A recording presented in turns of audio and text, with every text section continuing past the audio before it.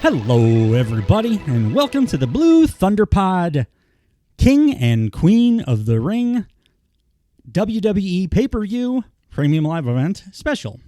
I'm your host, Billy Sullivan. With me, as always, my mom's favorite podcast host, making his grand return, and the king of this show, Dave Wolinovich. King of all the shows, king of a different show. King of all media. King of all media. Who is that? It's Howard Stern. Yeah. It's tough going back to listen to some Howard. I was such a big Howard guy back in the day. Anything back before Opie and Anthony even. Yeah. Their stuff holds up. Howard's, a lot of it is just like, I thought he was a genius. And he was the first to do a lot of stuff. Yeah. He was always a really good interviewer, but the comedy it doesn't hold up. Just because it's starkly different from the norm doesn't mean it's good. And it was good in the time. It opened the door for people like Opie and Anthony. Yeah. That But even look at the Jerky, do you ever try to listen to the Jerky Boys lately? Oh, it's monstrous. But then Longmont Potion Castle's great, and they were around around I don't know that what same. you just said. They're like the cooler indie, like my Kevin McCullough, my friend who's into all the indie stuff. The guy that works for the Jimmy Kimmel Show now. Yeah, he was the one that introduced me to them. And it's more Tim and Eric-y, but it's from the Jerky Boys era. Oh. So they were pioneering that shit. Okay. Yeah, my favorite, rope. Got some rope. You have any rope? It's really good.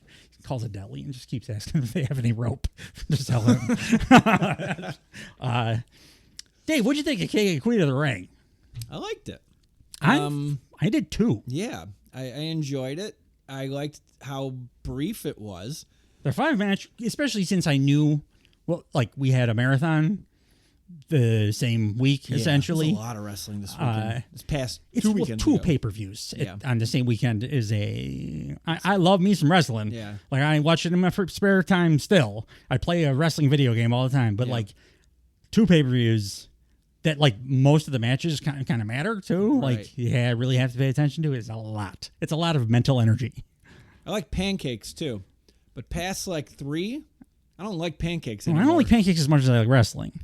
I like wrestling as much as I like sex. Sure. But enough sex, and your dick starts getting a little... After a while, you're just can I go play my wrestling video? Yeah, exactly. And then make me some pancakes. My cardio is not quite to this level. No, it was a surprisingly good show. And they set up a bunch of cool shit coming out of it. They actually booked... you're I want to watch Monday Night Raw. I want to watch SmackDown. I want to see where they're going with this. A lot of it was continuation stuff, story-wise, but it was good, smart continuation Everything stuff. That was supposed to happen. The wrestling was good. Yeah, it was really good. Good. Really not qualified by, for WWE.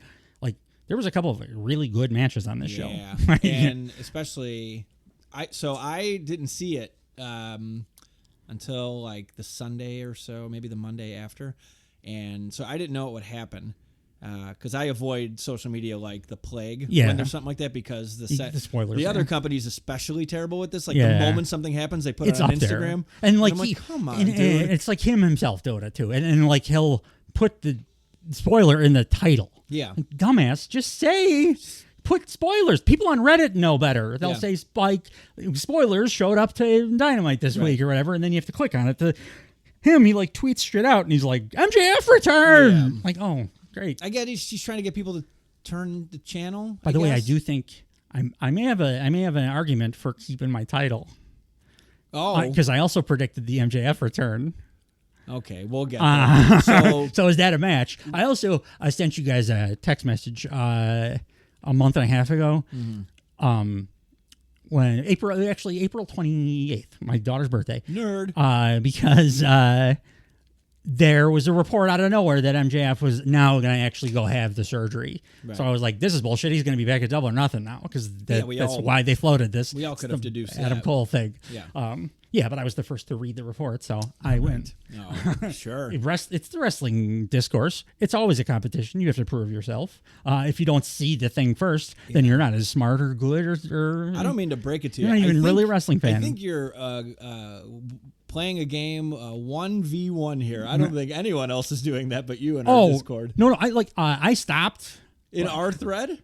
No. Our thread is nothing but sunshine and roses. Right. I'm talking about the greater wrestling community. I don't care about those people. The greater wrestling community has is the worst gatekeeping bunch of maniacs. Remember, we talked about it in the first show. If you tell anybody that's a wrestling fan, hey, I'm a wrestling fan too, they immediately are, prove it, name every wrestler. Yeah. Now, and the title lineage of every company. And it's like, it's a fun community to be a part of a lot of the time, but there's so many people that evidently don't want others in on it. I really don't understand it, because wrestling is a pretty inclusive activity, especially these days. Yeah.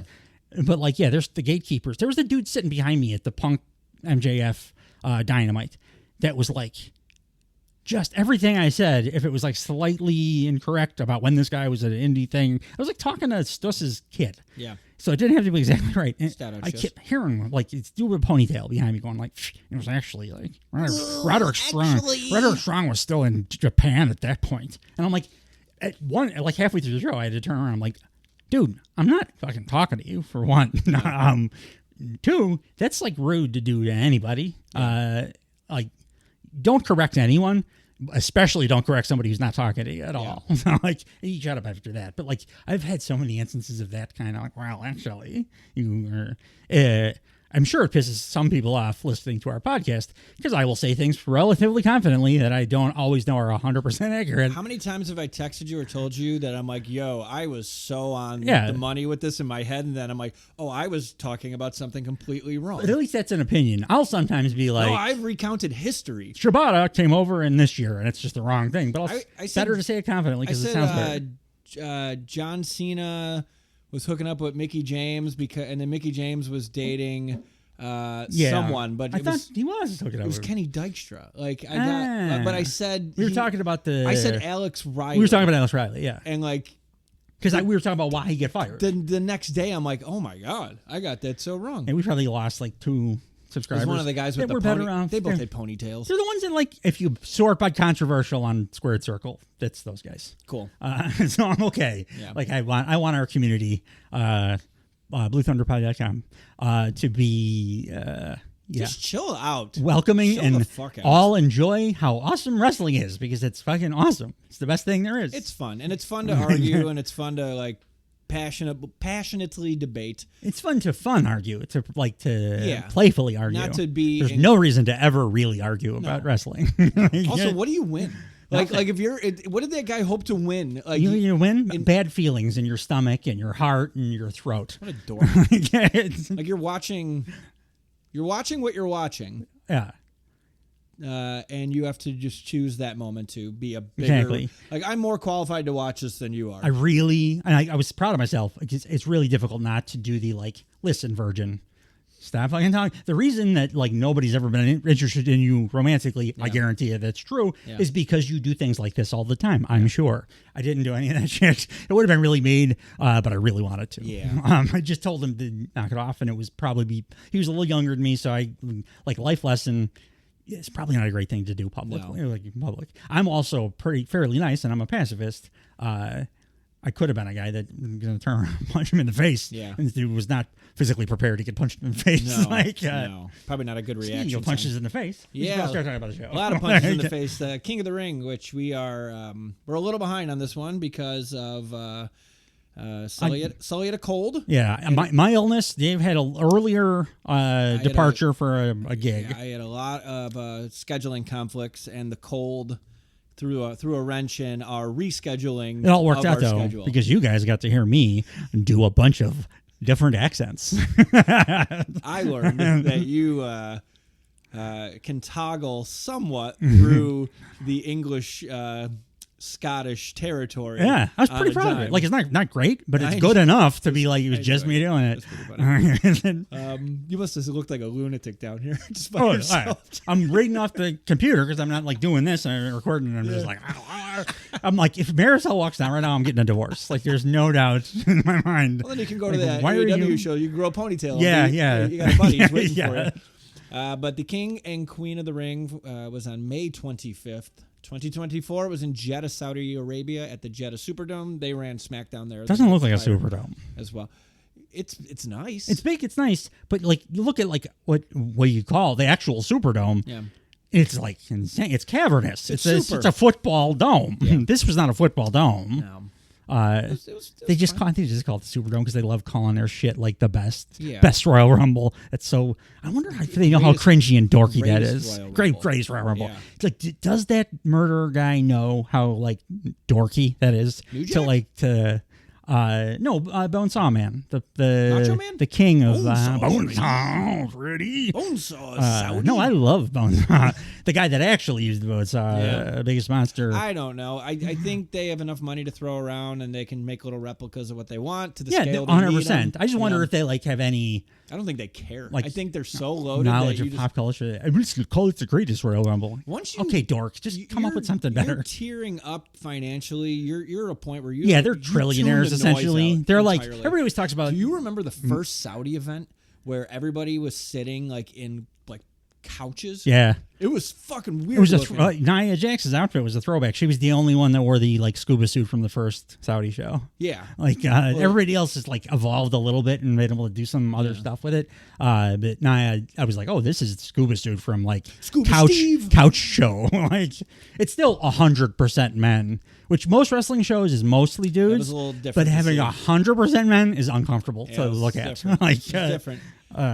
So they had they claim a sellout there is 40,000. Not very super dome-ish. Yeah, like it'd be 100,000. Yeah. My grandfather saw a wrestling show at Comiskey Park that had, I think, 70,000 people there because they just jammed them in. And wrestling, they could fit the Jeddah Superdome within Comiskey Park. But Vince McMahon invented big time wrestling, though. Yeah. Even though my grandfather went to a 70,000 person show in like 1940 or something. It was a WWF show, of course. Yeah. Of course it was. But no, so there's not much to intro this show. They just kind of go right in. The stage, credit where credit's due, the stage looked fucking great. I thought, like aesthetically, it all looked great. Yeah, I did they're doing their like the thing they do at every international place where they do the couple of commercials that's like for the tourism board. Yeah. That was a weird, hard to watch. Yeah, but everything else looked good. Yeah, like nobody's going to go. You like misspeak, you might get your head cut off. Nobody's going there. Like I know you're trying to sports wash it by buying all these shows and stuff. Yeah. And when I talk shit about Saudi Arabia, by the way, like the people in the crowd there seemed great. The citizens, I'm sure, are as wonderful as because everybody's wonderful everywhere. It's just they have the worst government. Like they kill everyone. Like when I talk bad about Saudi Arabia, it's them. Yeah. And like they execute a bunch of people. I think the Saudis seem lovely, like the fan base or whatever. They all looked like they had a nice time. Yeah. The opening match was the women's. I did have a couple. I had a couple WWE note things. I wanted to ask your opinion. Do some notes. So I don't know if you saw this come out. You were very busy recently. This come down the wire, but like there were 3 contracts, the WWE contracts that are up or just about to come up. Becky Lynch is officially a free agent now. Woo! Chad Gable's contract ends this month. End of this month. He ain't going anywhere. And Ricochet's contract ends at the end of this month. He's also not going anywhere. Prior to like recent events, last few months, I would have said 100% Chad Gable should. They'll both like get offers from both because it'd be stupid business. Not like Becky really needs to get an offer from AEW. I don't want her there, but like he'll offer her like $15 million or something because it'll be more than Mercedes got, and then she'll be able to get that from TKO. So do that for yourself or whatever. Right. But like, I think she's going to end up staying. Like Gable, until recently, I would have said he absolutely needs to go to AEW just because a guy his height is never going to like ascend the card. But I actually think they finally understand what they have with him in the last few months. And I'm like, I think it would be the smartest move for him to stay there. Right. Because they get the character part of him. And I don't think AEW would do that as well. He would like kill it in the ring more so there. But he's really, exactly. Yeah. Like, but Ricochet, I don't know. I'm 50-50. I don't know what he, like, I'm not talking about what I want. I'm talking about like what I think would be the best thing for the worker, like for him. I don't know. Like, I don't know if, like, my snap judgment would be like, oh yeah, Ospreay, and like I first saw him on the Indies working with a bunch of these guys and doing all their crazy stuff. But there's so many guys that can do that in AEW. There's guys that can do better, and but like they really don't know what to do with that guy this whole time in WWE. Mm-mm. So like, also, I'd like to see him go to New Japan, to be honest. Well, get them some star power. Couple things. One, did you see the Ospreay post where he posted just a close up of those two shaking hands? Oh no, him Ricochet. Remember the infamous? I mean, match they that had, split the internet down the middle. Yeah, people were like, "That's So- not wrestling." I'm like, I don't give Yeah. a fuck. It's It magic. was beautiful. So he cropped just their handshake and he posted it. I don't remember what the caption was. Osprey posted that. So It it's could like, be get his boys some more money too. good, fine, Yeah. but like it's just more sprinkling, and also like his fiance is arguably the best ring announcer in the history of wrestling, and she is on Monday Night Raw. I said it last week, or 2 weeks ago, but somebody in hiring at WWE definitely has a thing for like petite half black girls. Because like I said it, and I'm like, was that a thing I was making up? And I was like, what? And then I made sure to pay attention. It's both like announcers. it's both announcers. It's like 2 backstage interviewers. JoJo It was JoJo Pryor. Yeah. I'm like, it's like somebody has a type like a motherfucker, not just a type, but like a very specific type. Right. Just hire So some what knockouts. would you do if you were Ricochet? What would you do? I'd stay. You'd stay? I like. I think I would stay. I think there's more cachet long term being in WWE.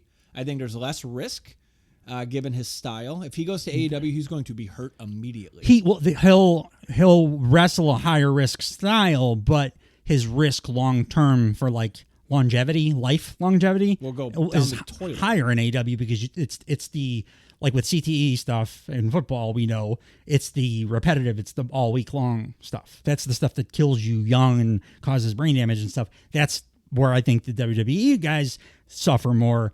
The like catastrophic potential broken femur is where what you would get in AEW, but you're working 1 day a week, maybe. Yeah. Like, well, that's assuming everybody's working unsafely. I don't think people in WWE are necessarily working unsafely. I would argue AEW works more unsafely. oh, of course, yeah, no, they definitely do. So including head stuff, but and they like to tease. Bumping is trauma. Like, unless you're Nia Jax or Meng, you have to bump. And did like, you know you can get CTE on a jet ski if you're on it long enough? Yeah, it's like but every bump gives you a little brain damage. You're right. So like, even if you work as safe as humanly possible, unless you're Nia Jax or Meng. But he's working 7-minute matches here. He'd work half-hour matches there. But it's like every It's the day. same thing. It's a wash. It's every day though. So it's too Well, if he's it's working like 7-minute risky matches- for 2 different kinds of risk. Like yes, the catastrophic injury risk is higher in AEW, of course, because he's gonna be working like 15-minute like death matches with guys like Will Ospreay or like Brody King or whatever. Yeah. But It's a more potent. the way that like the offensive linemen in football, the way that they get CTE, it's not ever from the big hits. It's from practice. It's from the little boom, boom, boom, boom, boom. And you're basically working for WWE. You're bumping a zillion times all week. It's both company. Like we can't say WWE's more unsafe for your cranium than AEW. No, is. I think we can. I think we can estimate what that's risks are higher in what company for what reason. But that's what I just said. Like if he's working 7-minute matches 3 times a week in WWE, he's the speed champ. Or if he's working 1 20-minute match a week, it's a wash. And you're doing far more dangerous shit in one company versus the other, and it's the same amount of time. It's just, I would say it's 2 different kinds of injury. And like what way out. I don't think WWE offers more injury for head trauma or more risk for head trauma because of frequency. I think it's more risk for every repeatable thing, like the hip stuff from doing leg drops. The head, I don't think they're going to get like I think Chris AEW 's Benoit more CTE, but shit that Darby Allin does is more dangerous than anybody in the world. But okay, so take him. So he's working, let's say 15-minute matches. Okay. Yeah. So let's like say he cuts twice that a month. Let's maybe. say he cuts that in half and dials his style down twice a week. One of those is worse than the They other. don't work twice a week though. They work like 4 times a week, We're 5 times a we're week. making okay. Then take Ricochet. That's when it becomes. Neither of these guys work for both companies, so we have to make an example. I'm just making an example. So, 15 to 20 minutes of I'm being super dangerous over here, or 2 to 3 times a week where I'm working 7 to 8 minute matches, which is going to wash out to about the same amount of time throughout the week. Is if I'm me and my fiance is there, I'm staying with WWE. I think there's more upside potential and longevity for him. Especially once Triple H figures out the fuck to do with him. He goes to AEW, he gets lost in the wash. He doesn't have a ton of personality besides his like he started being player like, haters balls outfits. I'm surprised he's not like carrying a briefcase with like a corded cell phone in it. Yeah. Like he comes off very like Vice City lately. I liked his like tag team with Ron just because it was something. It was something different, and it gave him a little like. I don't know. Yeah. A little something like him. Well, they should let him fucking. I see title pictures just like old school NXT championship matches now. So like, let him be a part of that.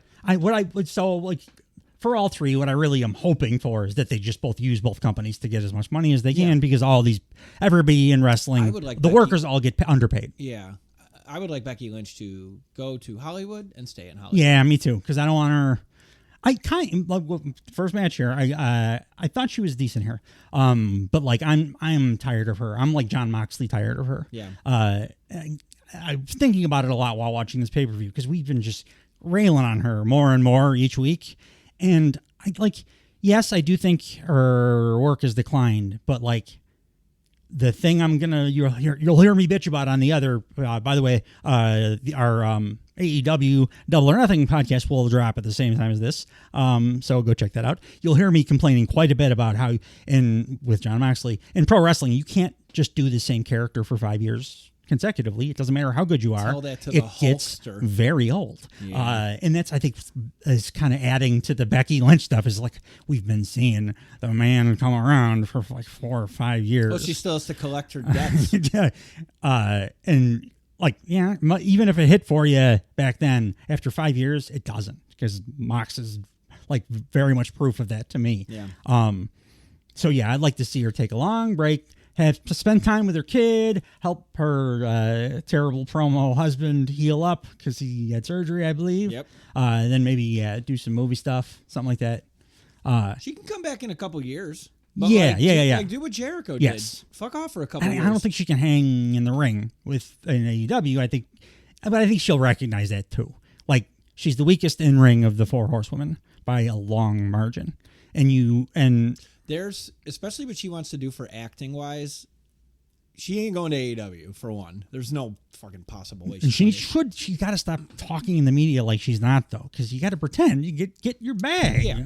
And if she wants to get into Hollywood, there is significally more reason to stay with WWE if you want to get into Hollywood. Goofball will offer her $15 or $20 million a year. I guarantee it, and he absolutely shouldn't. But I mean, when Sasha Banks was WWE, the cons do actually have like they do have a lot of like media. The family has like a ton of media. Which con? Which one? Cons own both companies. Which one? Oh, Tony and his Shad, really. Okay. But they do have a lot of ins with like that. They're going to get a big deal from Warner, and a lot of that is like their relationship with Warner. So there's opportunity there too. But I think she should just go do that now. She's she's never going to be bigger. Go act. Like, she's not going to, if she comes back, she's not going to like get bigger in WWE than she is now. But she can cut such a hot promo that she'll get people into the building. I swear she used to be able to talk, so maybe she'll get that back. Yeah. She says she's going on a long hiatus, so I think she's also pretty burnt out this last year. The man needs to come around to a vacation. Yeah. Yeah. Chad Gable is about to enter even better territory now, because once Otis turns on him and he brings the Creed brothers in, because they breadcrumbed that about a month ago. Yeah. The Otis thing's taking too long, but I like it. I like it all. It just takes too long. Yeah. It should have happened. It makes them both look stupid now, because they both are like worse off for being around each other. Like, both of them are suffering. Yeah. So they both should be like, wait a minute, this is dumb. I just don't get why all the Alpha Academy shows up to work every week. Yeah. Like, call in sick. Like, this is like abuse. They hired him too, to be their coach, right? Is that is? Isn't that how it works? It's been a minute. I don't. A coach. In general, a coach doesn't, like, if somebody walked in the door right now and was like, "Hey, Billy and Dave, I'm your new podcast coach," I would be like, "Get the fuck out of my house." You hire somebody to coach you. You don't talk to stuss like that. I didn't, like, I coached my daughter's basketball team. I didn't just like walk randomly into like the Frankfurt Field House and like, "All right, kids, I'm coaching you now," because I would be in jail. Did you have a whistle? I didn't use a whistle all year. You walked in with a whistle? I think you can get a coaching job anywhere. Super tiny shorts and like stripy long socks. Yeah, that's all you need. You look like you drive like a Cutlass Supreme or something like that. I did drive a Cutlass Supreme in 1980, my first ever car. Where's your socks? Why were the awesome new tag champ women on the goddamn pre-show? Because they only scheduled a 5-card match, and reasons. It's better not to put them on the show. You're devaluing that. They're like, finally, I'm into them. Yeah. And then they put them like against jabronis on the pre-show. Yeah, they threw that together at the very last minute too. They just wanted them on the show. That's all. I am glad they were on the show, because Jade Cargill is like a nice test subject for. She is such a physically fit specimen of a human being that she almost negated the scuba suit itself because the scuba suit could not hold up to Jade's. Like, you could see her abs through the goddamn thing. Like, you could tell what she looked like under the scuba suit very clearly. Right. So, like, there was no point of it, and that amused me because Yeah. it probably pissed off the Shakes. So, like, I was like, go Jade. What also amused me this is sad, but I just made the note that even the lady ref has to wear a turtleneck. Yeah, but with her ref shirt. So She should have just been all why in stripes. didn't the lady wrestlers not have to wear a turtleneck? Several of them had, like, Becky Lynch had a high thing, but, like, Liv didn't have it all the way up. Jade didn't have it all the way up to the, I don't know like, the rules. The ref's outfit seems like it would be fine to wear in Saudi Arabia without any alterations. It's a man's, like, long, just do the long sleeve one. Yeah. Man's shirt and pants. I don't know. I don't know the rules. Well, you texted that, and I was like, that is irritating. So the match we're talking about is Jade Cargill and Bianca Belair are the women's tag team champions, and they were facing Candice LeRae and Indy Hartwell in a match that lasted 8 minutes and 3 seconds. I like Candice in general. I say that every time we talk about a Candice and Indy match, but that's about where it begins and ends. Yeah. So this had Jade just looking super powerful. They do a bunch of cool shit here. So Jade now has, like, I think my favorite fall away slam in wrestling. It's great. It's really good. That Piper Niven match, like, changed everything for me about Jade because I just seen that she's capable of that stuff. Yeah. Changes everything. And then also her down the lens promo backstage stuff, at least, is like a way better the last 2 weeks. Maybe that's what they were doing at the Performance Center. That, and they were just trying to get all the cobwebs off. She still can't do promo promos, but, like, that's a good first step, though. Yeah. She sounds natural when she's talking to Some people Bianca. are really... I was going to mention this later down the road, but, like, it's weird what people are good at because Damian Priest is horrific in ring when he's talking back and forth with somebody. Especially with, like, a really talented... Yeah. Backstage... He's fucking awesome. Yeah, he sounds like a person talking. He's awesome. yeah. Like, he's a great actor. It's weird. Yeah. I don't know what it is, but, like... That's what Jade used to be, where she was just the acting stuff. I always was like, she's pretty good. She could do all that just straight acting stuff. She always could do. Yeah. And that's kind of now it's, like, carrying over into the promo thing when it's backstage down the lens. So I think it'll probably end up being in the ring too. Just it does, like you said, some people are just it's one or the other. Yeah. But because she's improving in like those areas, I suspect she's going to get pretty good at that. Oh too. yeah, they're not going to let her get bad. They're going to push her to the goddamn moon, or I should say, protect her while she's being pushed. I do want her to, like, they haven't done it since the Piper match. I want for both of them, and I like, and Bianca's got a built-in thing that I love that she's doing it. It's a great wrestling thing to do. She's been selling that knee, that MJF knee is just permanently bad now, so she's not an unstoppable Terminator. Yeah. If they're going to continue to be baby faces, I need them to be in peril. Like, I need them to face, there are some tag team potential now in that division that could put them in peril.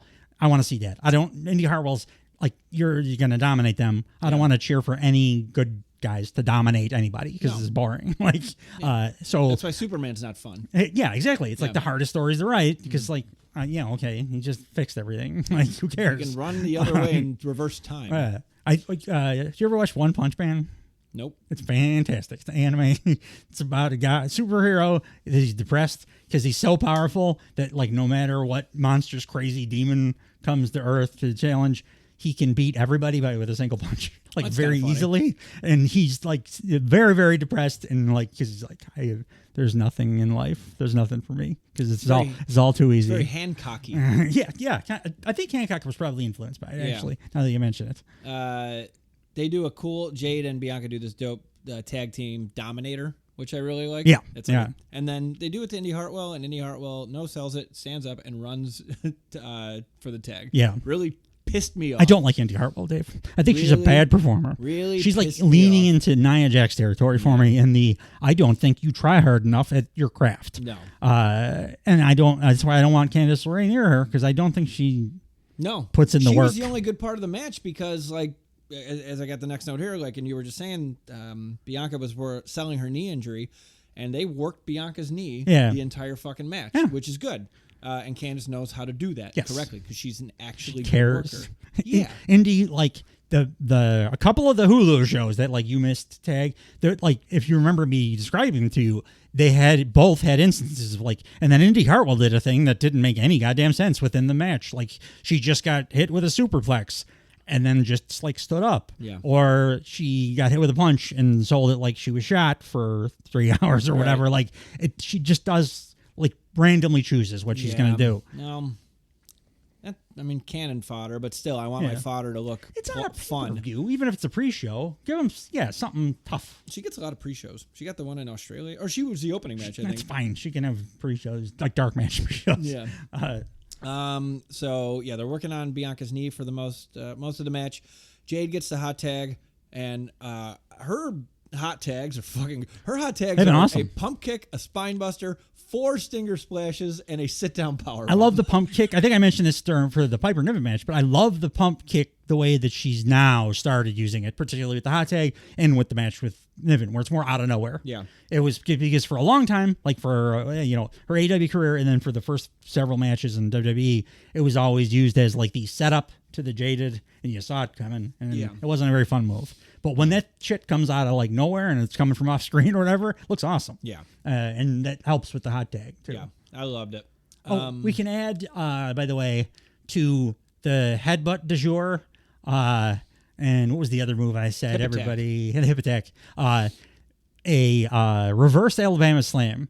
There were like 4 of them done by women on the 2 pay-per-views. Like an Alabama slam, but you land on your face bump instead. Oh, okay. It was just women's matches, and it happened in like Deeb did it, I think, and maybe in this match, or it could have been in the Becky. But it was like it's right there with the headbutt and the hip attack, where it's like the happening thing now. Like, I mean, good. Yeah, good. They're all great moves. Good. The headbutt, like everyone does now. Yeah. It happened on Dynamite. I think every match, like dude and woman, used that headbutt. They gotta have a pre-show meeting, but they do it like they gotta get a whiteboard. They need to do the no repeating stuff more. Yeah, I agree. They have to have a not even a whiteboard, kind of like an NFL draft war room, and like every move is a magnet. Yeah, and like you get who's going first? So like if you're gonna do it, it needs to be enough of a variation that it's a like very visibly different thing. I agree. Really want to watch Draft Day because there's like with Kevin Costner. It's a great movie. It's so stupid, and I love it. I love it. I watch it it's rewatchable. I watch it every time it comes on TV, and the ending is, as a NFL fan, the most implausible goddamn thing that would never happen in a billion years. Yeah, but I still love it. I think we bring up Draft Day a lot too. It's come up before. Yeah, it's fun. I brought it up, so fuck you guys. They do credit where credit's due. Indy Hartwell and Candice LeRae do a move where Indy Hartwell's holding Jade in a like scorpion death drop position with her legs on the ropes, and Candice does a springboard moonsault onto her. Yeah, it didn't land correctly, but in theory, it's pretty fucking cool. It's a cool move, and I think it's the first time I've seen him do it. So probably first or second time they've tried it. Yeah. So I'll give him grace. Botches. I love the idea. I don't ever. I'm not going to bitch about botches really ever. It's a one take live performance. It's exactly. Yeah. And it's also a simulated fight. So like botches would happen in a simulated fight. There are like some, like the Edge botch on the other show that I will talk quite a bit about, that I will bitch about. But that's for a very different reason. Yeah. Like a botch just in a given match when he's like, oh yeah, I don't even dock matches like star points for my own personal ratings from like just a single botch or whatever, because it's just gonna happen. We're human. That's the part that's annoying when it's a single botch, when they're stringing stuff together, and now it's become a chemistry thing. Well, the chemistry thing jocks a bunch of points because that's the whole match. Yeah. That's like when they are like accidentally running into each other at the wrong times, or one person thinks they're doing a suplex and the other thing doesn't, and that's a different thing. That's tough. Like lack of preparation and stuff. But a botch is just we're people. Yeah, and gonna happen. The finish, and it was a cool move though. Yeah. The finish of this the tag champs won. It was a DDT German suplex combination finish for the W. Do you like their finisher? Sure. I think they could do something more.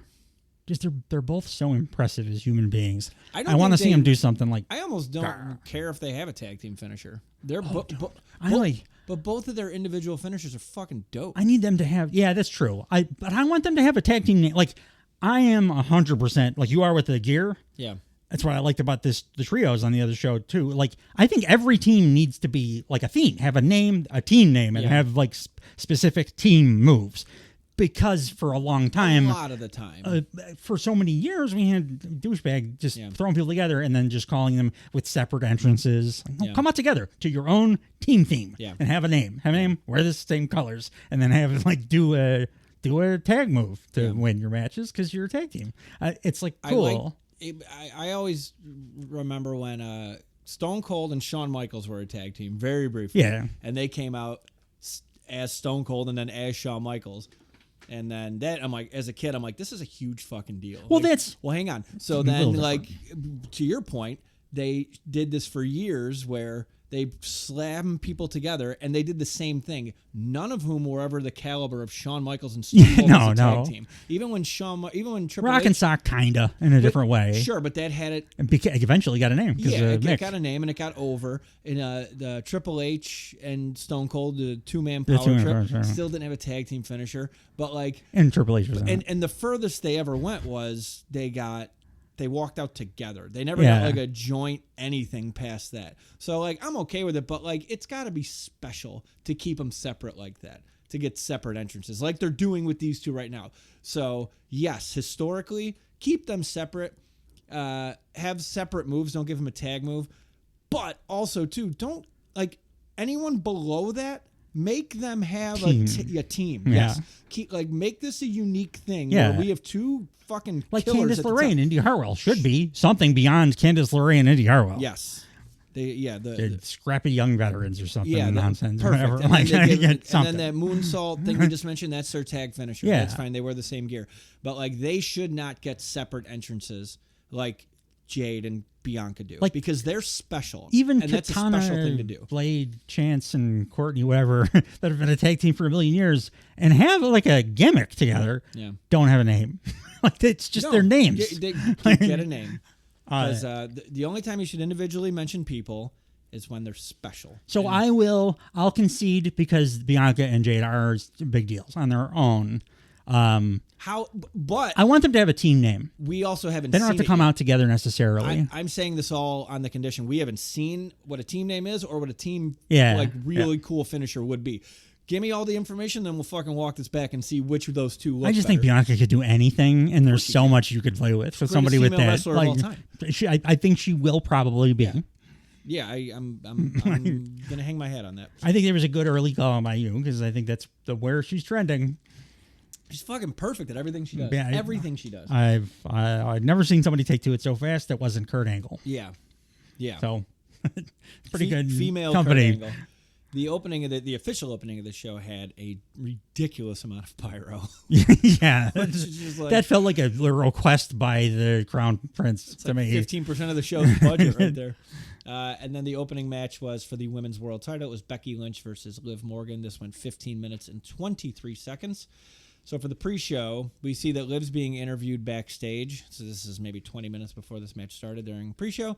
And Dominic Mysterio walks in and says he flew to Saudi to ensure that Liv didn't walk out with Mommy's title. So we knew how this was going to end in the pre-show. We already knew how it was going to end, but like, I really like what they're doing with him. I like the story. I don't like that they gave it away. But I like the story. I wonder why they didn't show the kiss on American TV.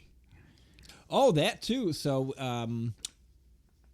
I just record Raw now. I don't do the replay or whatever. So nobody in America saw it, but everybody the rest of the world saw it. Oh, because it broadcast. Yeah, broadcast on like TNT. I think it's TNT Sports or something. Yeah. Everywhere else, like every other country that gets the TV. Was it ad lib? Saw the kiss? Because I watched like a YouTube of it or whatever. Yeah. It was very clearly like part of the show. Oh, it was like a thing. It was a planned thing. Okay, but it's weird that they stopped it. Like. It was a choice to cut it. I mean, the way they did it, it was like a choice to cut it for American audiences. And that's weird because everybody's on the internet now, so people are gonna find out about it. It could be a cheap way to get their YouTube numbers. Get bumped. it like hotter, trending faster by not showing it, kind of thing. I could see that. Yeah. So this match, what'd you think of the match?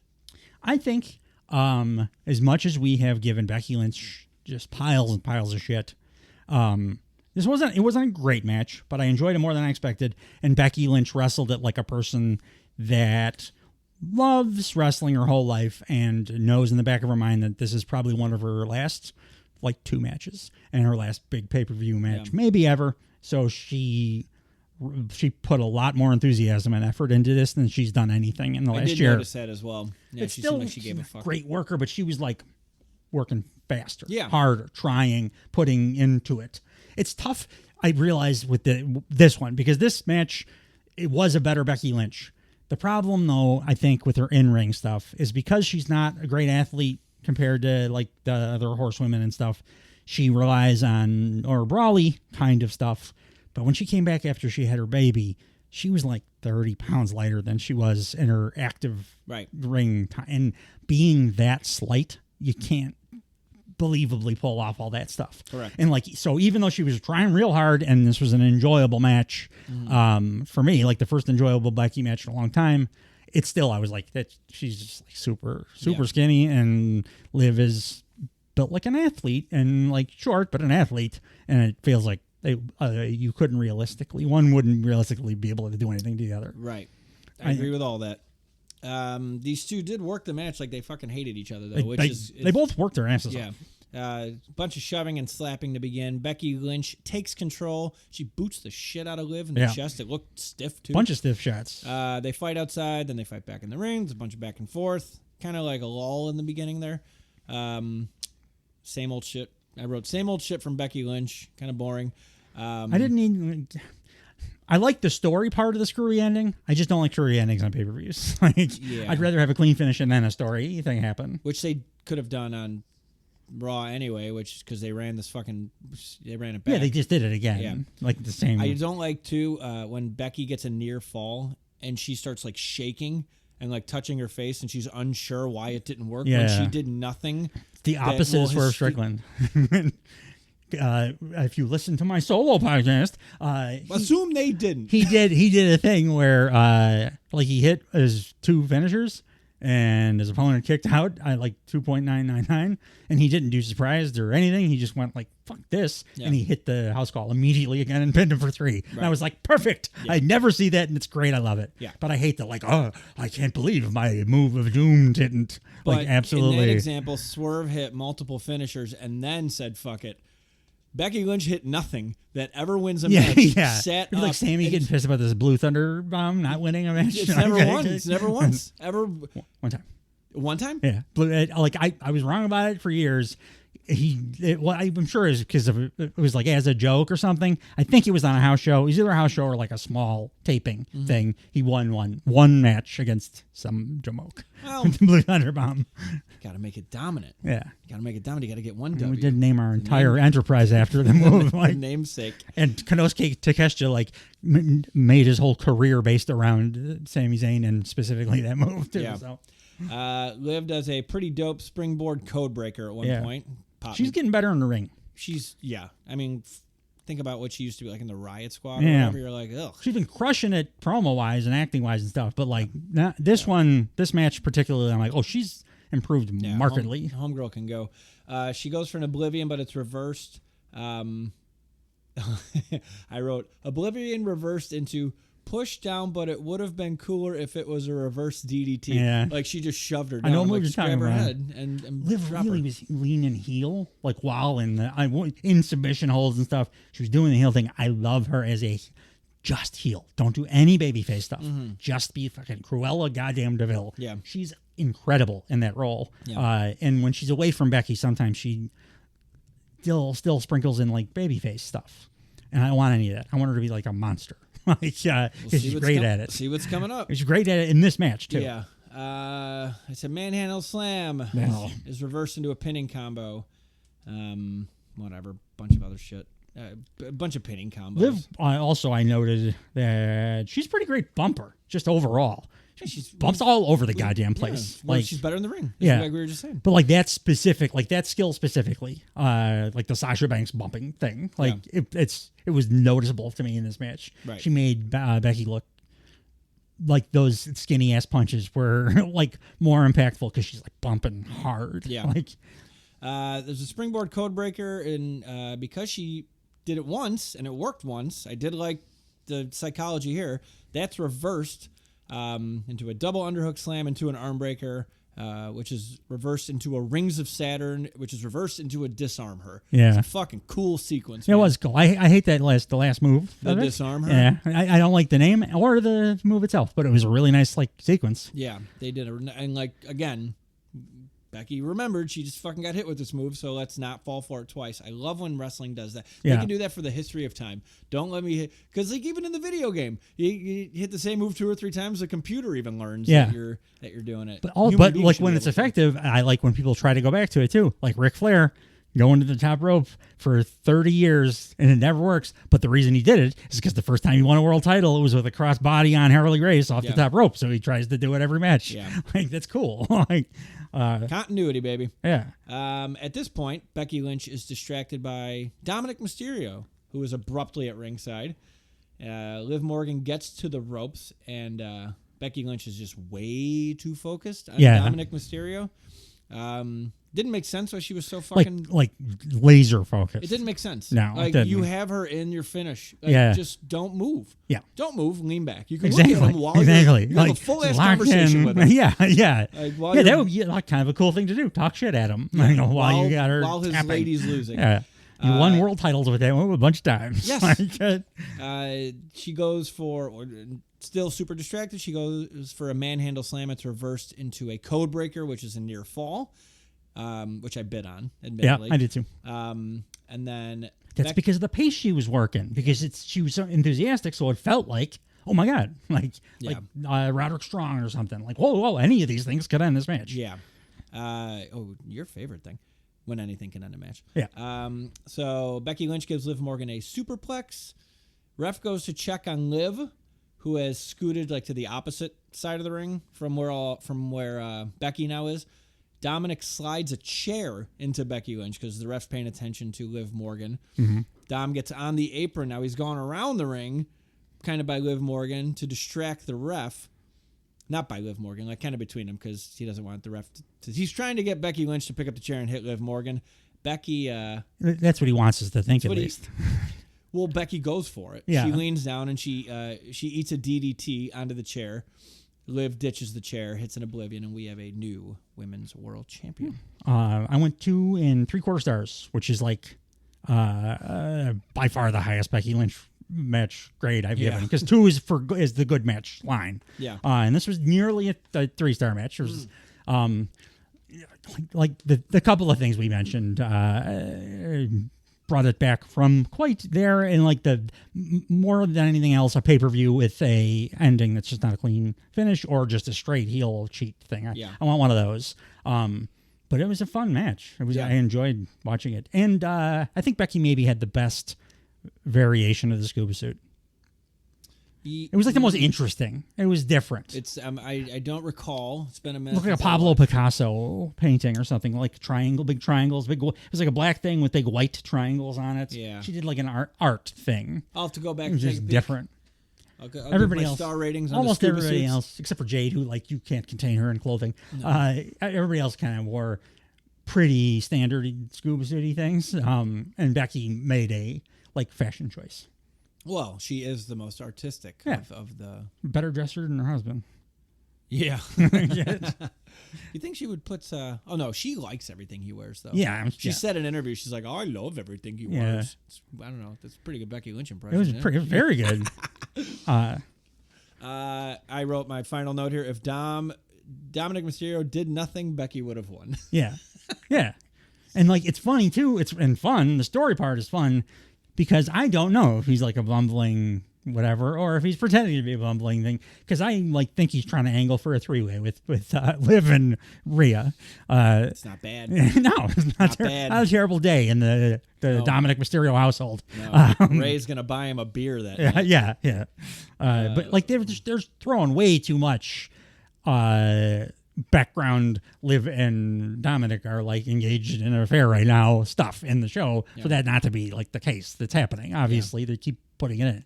So like, it's who knows. I do like that they're acknowledging that people are human beings and can have romantic angles again. Yeah, there's like people, and also it's a bunch of people that like travel, especially in WWE, because they're all together for like all week. Right. They travel nonstop. They're all like most of them, not Nia Jax, are like super physically fit and charismatic too. Yeah. So they're going to hook up, like absolutely. Yeah. I like having a little romance. Yeah.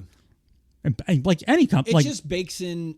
Makes things real life because there's real life romances. It's empathy too. Like we all know that story. We all can feel like, oh, I've been cheated on, or like like, oh, I've been in a situation where I've been wronged. I had to go away for a while, and in my absence, I lost the person that I trusted, my partner, which is what Rita's like dealing with right now. Is all human stuff. Dude, when she comes back, yeah, it's gonna be great. My Lord, give them 60 minutes. Give them. What I'm glad they did not. Hell in the Cellar. Dominic on a pole match. That would be perfect. Hang him up there by his like mullet rat tail. thing. Yeah. Oh no, he doesn't have a rat tail. His mullets, right? I'm grateful they did not give 60 minutes to was the Intercontinental Championship match between Sami Zayn, Chad Gable, and Big Bronson Reed. It only went 13 minutes and 39 seconds. I definitely liked it better than you did. Yeah. Because I kind of liked it. Yeah. It was... it would have been a 4-star match if not Otis was just not involved. Yeah. But there were... He had a couple spots, though, that I was like, okay, that's impressive. Yeah. Overall, he was just a huge detriment because Chad Gable didn't get nearly enough time in this match. Right. And that was just directly because of not Otis being there. Yeah. And when Chad Gable's there with Sami Zayn doing stuff, it's great. Yeah. I don't know why I gave that segue because I did enjoy the shit out of this, but it was just what. Yeah, I was like surprised by how much I liked it, considering how much Bronson Reed was involved. I actually gave him props for a couple of things he pulled off. So so how they all come out. So Chad Gable comes out with Maxine Dupree and Otis. And Maxine Dupree's very smiley, and then Chad makes her go to the back. It's kind of funny. He was like, "Get in the back of us." I enjoyed it, but he takes Otis down to the ring with him. And Corey Graves at this point, Corey Graves needs to decide if he's gonna what his character is. Yeah. Because sometimes he's like, I'm gonna just be the stupid heel that's gonna say bad guy stuff no matter what, and he did it here, where he's like, oh, maybe he just want to be distracted. Like, what are you talking about? The best heel color guys, as we've discussed at length, are a character. They have like they don't act like a Disney villain. They just have like beliefs that things should be done a certain way, different people that they like and don't like. And if they're the heel like announcer, more of those things are like kind of heel adjacent. But Corey Graves still like he'll be doing real good like commentary, like actual breakdowns of matches and talking about stuff that makes sense. And then I'll just throw in some just absolutely random like, I like that because it's what the bad people would like. Mm-hmm. And he did that right here. So it just threw me off a little bit. It was hot, so maybe he's just a little, uncomfortable. So his brain's just not sure what to do. He's got to probably go to the bathroom real bad. He strikes me as a guy that spends a lot of time in like Turkish baths. So I think he probably is fine with the heat. Sure. Just a lot of hot water, cold water, hot water, cold water, salt saunas. My favorite Corey Graves thing ever was somebody posted, Corey Graves is CM Punk made entirely out of triangles.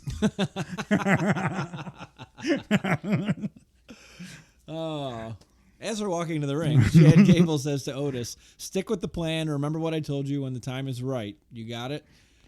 Chad Gable, they do announce... on commentary here, Chad Gable has never won a singles title, which we know. It's also his first match on pay-per-view in 14 months. Yeah, it's maybe he should consider AEW, but I do think that they actually have a handle on him, on his character. They made it great right now. The thing right before this, they were doing a comedy thing with him, but at least like that led into this. Yeah. But doing the comedy thing, you're not going to get on pay-per-views very much. No, but without that, we wouldn't get this. Yeah. Because this is all predicated on there being all amazing. losers and everything. Yeah. And, he's just getting fed up with it. And then Sami Zayn gets a mini vignette highlighting his Syrian experience. I really loved his Lawrence of Arabia costume. It was a total Lawrence of Arabia costume. Yeah. It was great. He was the most over thing on the entire show. Yeah. I said the Arab world sure seems to enjoy Sami Zayn about as much as I enjoy Sami Zayn. That's good. There were people with like tears in their eyes when he came out. Yeah. It was cool. Massive political, movements. We've been doing the Sammy for Syria thing for like 10 years now, I think. Yeah. And well, it's his second time there, right? Yeah. He was there last year with when he was tag champ. He's the reason why I will allow myself to like enjoy some of these shows, because like if he can do it, because I know what his moral compass is and what he cares about, and it's the Arab world, and they obviously recognize that because the crowd's just like, so if it was like Michael Jackson in 1985 or something. So if he could change, if I can change, and they could change, and yous can change, and everybody could change. Best Rocky movie ever? Creed. 4.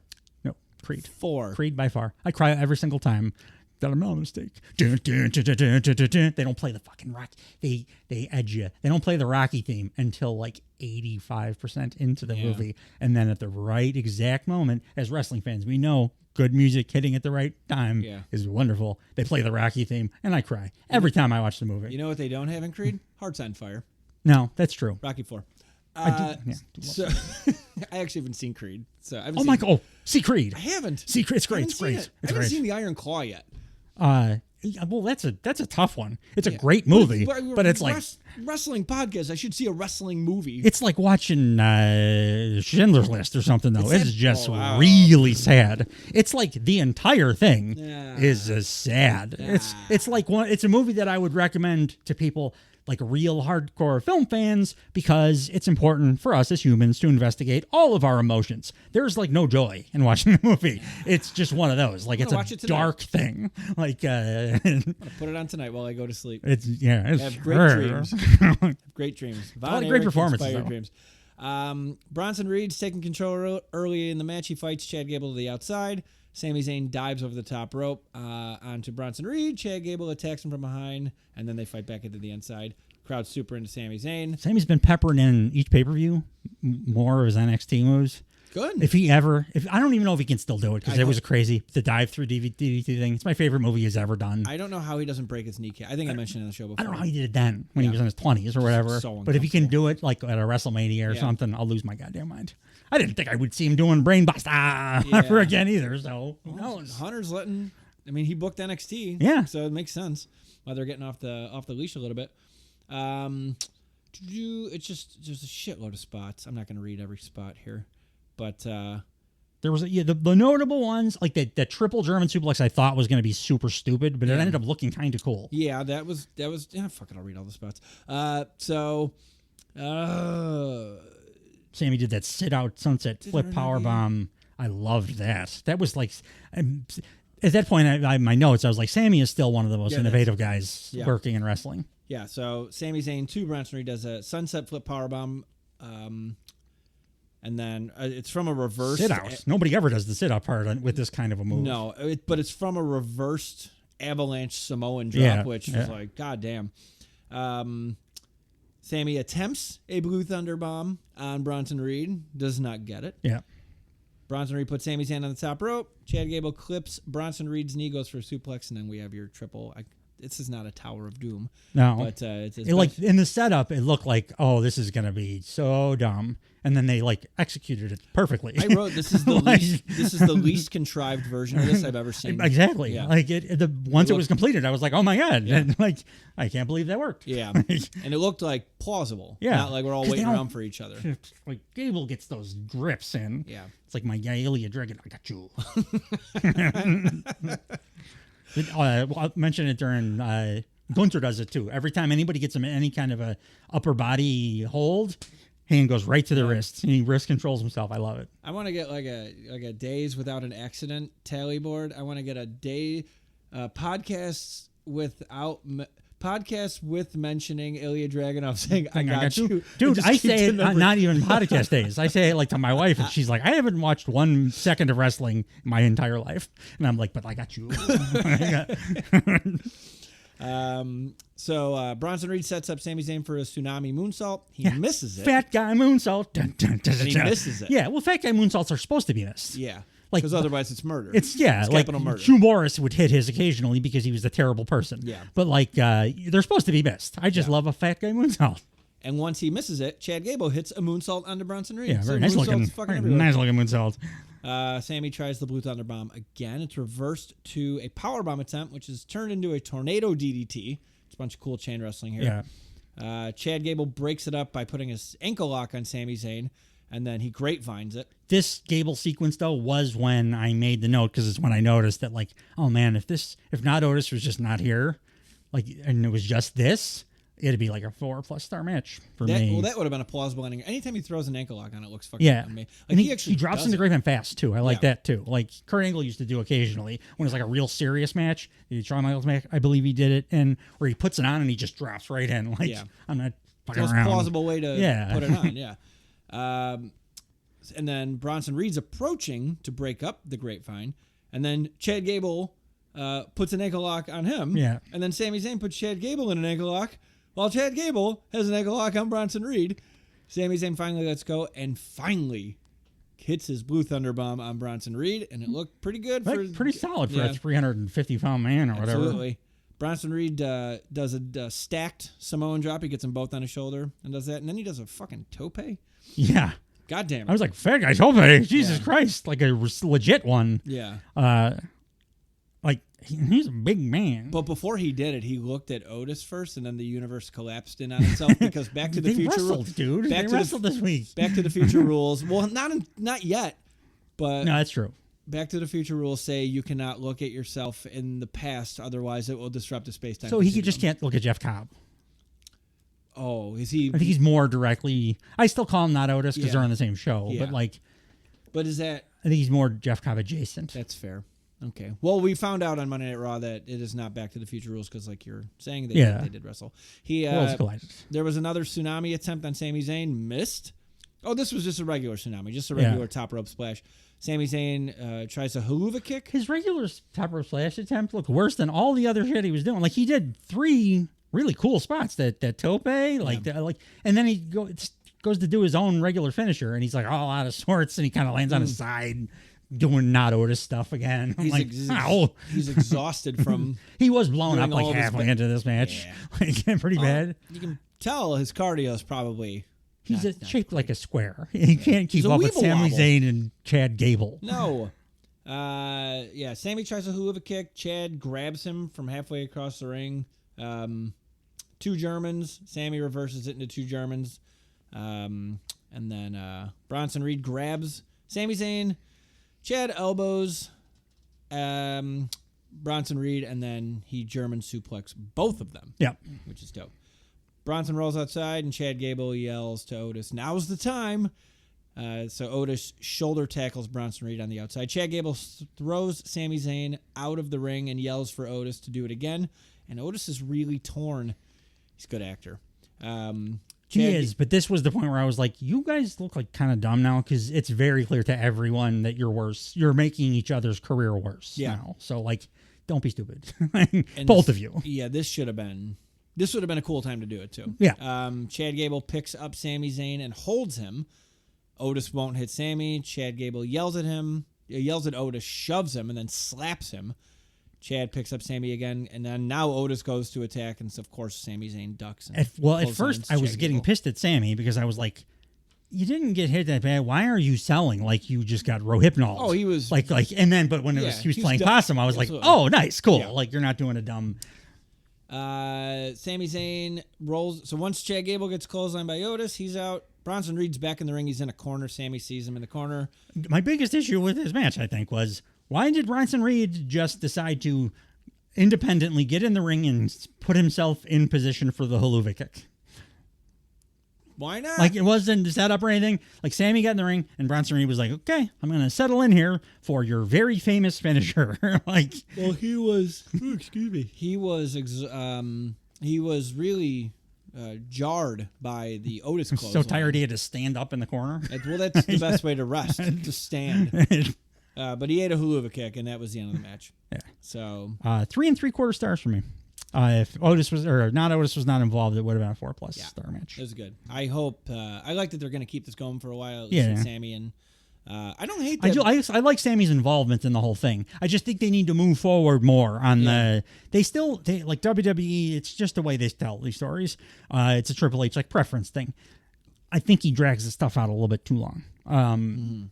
Like, I think he shows us the same thing happen on multiple shows. He does, and that makes me feel like they think I'm dumb.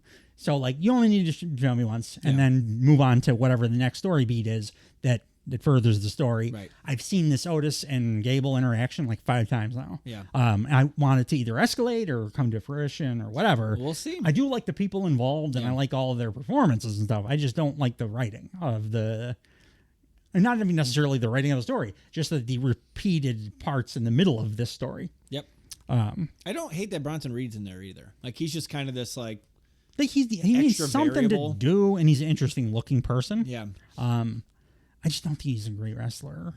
He's not like even needed in it. I just like how disruptive he is. Yeah, like, he's just like that random. It's good to have like a chaos, like a little bit of chaos. When you're playing Sim City and it's just like, oh fuck, a tornado, and like, fuck, I gotta rebuild. Charlie Day, he's a wild card. I still haven't watched that show. What? I watched one season of it. Are you sure you're not like a Gen Z kid that just watches TikTok? Always Sunny might be the funniest television program that's ever been produced. It's never had a down season. It's been around for 20 years. Season 1 was not fun. That's why. Oh, the pre-Danny DeVito doesn't count. Oh, that's because I'll say The Simpsons is the funniest show of all time, but you have to neglect season 1 and anything from 11. Yeah, onward. no, The Simpsons is like the funniest chunk of seasons of a show. Yeah. Always Sunny is like, once it got good, it's never got not great. Yeah. It's been great since, and they've been doing it for 20 years. Season 1 was rough to get through. It made me not want to even. Don't watch season 1. You have to watch season 1. No, you don't. Why? It's always Always Sunny. Who these people are. I don't think. I think I watched one episode of season 1. I watched every other episode of the show. I left one time in season 1. It's like, because it's not good. It's like if you ever recommend Star Trek: The Next Generation to people, you'll always tell them don't watch season 1. Yeah. Because that was like the Gene Roddenberry season, and it was nothing like the rest of the show. Yeah. That's what Always Sunny did. That's most shows, like as we just mentioned, The Simpsons. Yeah, Parks and Rec changed the whole way that they shot the show. I don't like that show. I don't like Amy Poehler. I'm never gonna watch that show. Dude, Ron Swanson. Yeah, fair. I don't like Amy Poehler. I'm not. It's enough of a deterrent I'm not a big for me fan. to never turn the show. But like on. Ron Swanson's so wonderful. But like The Office season 1 was no good. Yeah. A lot of season 1s are tough. Yeah. Unless you're lost. You're kind of wrecking your own argument here. Not at all. Like, I'm saying that season 1 it shouldn't matter that it sucked for Always Sunny, and you shouldn't deprive yourself of the most wonderful comedy show ever made. Sure. Because of that season 1. Because a lot of people suck in season 1. The reason I'm not breaking my rule is because all the things I just mentioned, I tolerated enough season 1s where I'm out of gas with season 1 energy. Okay. So I can't do another one. And unfortunately, It's Always Sunny. It's streaming. It's 20 minutes, and it's like a million jokes per second. You could just put on, I swear, you could put on season 8, episode 6, and you'll be like, I'm not lost or anything. I get it. And this is hilarious. Well, if the title ever leaves my waist, maybe one of the conditions will be that I have to watch It's Always Sunny. Why would I want to give you a prize as your condition to losing? I don't see. You have to watch. It should be you have to watch like 10 Nia Jax matches in an afternoon or something. I'm gonna get you a cameo. I did Jake the Snake cameo. One of those my things death is pool. not like the other one. In the crowd, we see the Street Profits and BFAB, DIY, and Why the fuck Down Under. is Angelo Dawkins the audacity of putting him in street clothes in the goddamn crowd on a pay-per-view? Should be in the show involved. He should be in the world title match. Yeah, absolutely. Yeah. He should be last-minute entrance as the third man in the King of the Ring They finals. weren't going to put the U.S. title up. They should have replaced him with Angelo Dawkins because it's a more interesting match then. I agree, because he's the best wrestler in the Queen of the Ring finals were next. We had Lyra Valkyria versus I'm not like most girls. Nia Jax, it was 9 minutes and 38 seconds. Lyra Valkyria, I'm sorry, I always do that, had one of the greatest performances I've ever seen, I think, a professional wrestler have in this match. Yeah. Lyra Valkyria proved that she could drag a beached manatee on barbiturates to a 1 1/4 star match, because that's what she did. She, like, it should have been 0 stars. Yeah. She dragged her to 1 1/4 stars. She was like doing shit I've never seen. Like, it was like the Kenny Omega wrestling the doll thing, but harder, because Nia Jax is like 300 pounds. Yeah. And less mobile than the doll. Yeah. Lyra Valkyria was doing stuff where she would like do a missile drop kick through the ropes and then slyly catch herself on the ropes to make it look like Nia Jax caught her, because Nia Jax can't catch a person Right. because she's not strong. Lyra Valkyria is such a goddamn incredible athlete. She was able to do it and make it look like she caught her, until I was like, well, wait a minute. She couldn't catch her. Oh, no, she didn't. Lyra did that. Yeah. Holy crap. She's amazing. She's like a savant. That's why I wanted her to win this whole thing. Because she's a great wrestler? Because like we only know her as being great so far. Yeah. Like on the main I've never fucking seen her on NXT or anything. Like, so for the main roster only people, I only know her from a handful of matches, and I would like, okay, keep her like Lady Will Ospreay on the show forever. That's but like why tournaments can't, they're not always, but why tournaments can be great for that reason specifically. If you have a person that not a lot of people have seen and you want to showcase them, like they should have done with Andrade and the men's, but that's like you're going to get eyes on it because it's a main story thing, and then also you get people actually paying attention to the match, which is where she shines. Like, she's unbelievable. She's great. She's a better Irish wrestler than their most famous Irish wrestler. She came out dressed like an Irish goddess of war. Yeah, I think she's like a raven. They said Athena what it was. finally has competition for the best wings gimmick. Yeah. Like Athena, Bailey's were terrible. Athena's got the one she makes herself that looked incredible, but these look like almost as good, if not as good. It looked like a movie quality prop. Mine's not exactly movie quality. It's okay though. I haven't watched that movie in a while. Yeah, me either. Step Brothers. I made reference to it the other day. What was I talking about? At the pay-per-view we were watching.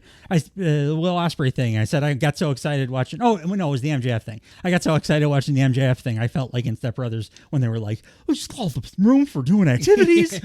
Like I was in that mind space. Yeah, as one should be when the savior of the entire company comes back.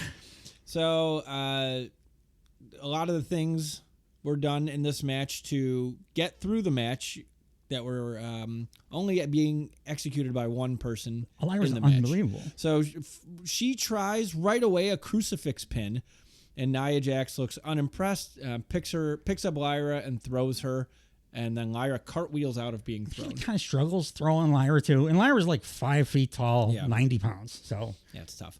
Lyra tries a drop toe hold, it doesn't work, and then she gets a sleeper hold on, and it's broken up because Nia just falls backwards into the corner.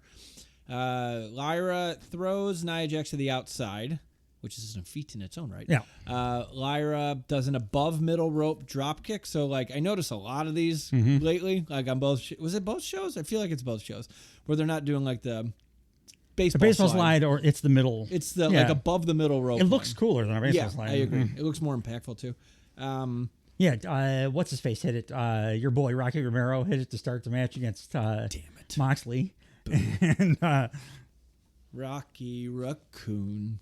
You should listen to Drop my solo. on you. I bitch a lot about John Moxley on that show. I'm gonna bitch a lot about John Moxley on the next show. If you have not tuned in yet, our Double or Nothing preview or review is on, dropping at the same time as this. So Lyra does the middle rope drop kick to the outside, and then Nia just shoves her into the ring apron. Back into the ring, Lyra drop kicks Nia into the corner, attempts a tornado DDT, and then Nia reverses into a body slam. It's turned into another sleeper hold, and then Nia just throws her off. So I noticed during this match that, and now I need to go back, unfortunately, and watch all the other Nia Jax things. Nia Jax does not take back bumps. The only thing you mentioned that last the time, only too. thing that the only back bumps she takes, and they're not full back bumps, are her own Samoan drops. Right. She took 0 other back bumps in this entire goddamn match. That almost never. Mang is the only other motherfucker that I've seen that like just doesn't take a back bump in the whole show. Love Mang. I got a song out of him. That was fun. He's the man with the name you love to touch, but you mustn't touch. Going on the list. Corey Graves also in this match said Lyra on a technical level may have Nia outgunned. And I'm like, May? Fuck off, Corey. Look out of here. Lyra gets some nice combos in. It's turned into a Samoan drop. There's an Annihilator attempt, and Liv goes, Lyra goes under the ropes. So then Nia's still like on the ropes, so she shifts to go do it on the apron and misses. Lyra does a running drop kick. You buried the lead here. Oh. She did the apron thing. They did the thing, and then she didn't say the fucking line. She one thing. Why would you not do the my whole thing? They got real tight on her face. They went too. like they were going to do it, Yeah. and then she didn't say it. Yeah. I don't think it's in her best interest for Skip her. the punchline. It's not. I think it's an implied thing forever. I don't think she'll ever expose herself to that again. Don't do the bit then if you're not going to actually do it. Look how much Chekhov's we're hole. talking about it. That's what they're doing. I would be talking about it quite a bit if she yelled my hole into the camera too. It's like when Captain America never says assemble, and he finally does. Like we're No, talking about it for I 10 did. years. Nia Jax is Captain America in this analogy. Yeah. But yeah, it looked more stuff. I did say Nia, her makeup and hair looked pretty good. And if she put a quarter of the time into developing her craft as she does into her makeup and hair, she would be a passable wrestler. Sure. And she'd look good, too, because her hair and makeup is all nice. She does. She worked well on, hard on that. So she shifts to do the Annihilator on the apron, misses it, does not say, my hole. Lyra does a running drop kick on Nia to the outside.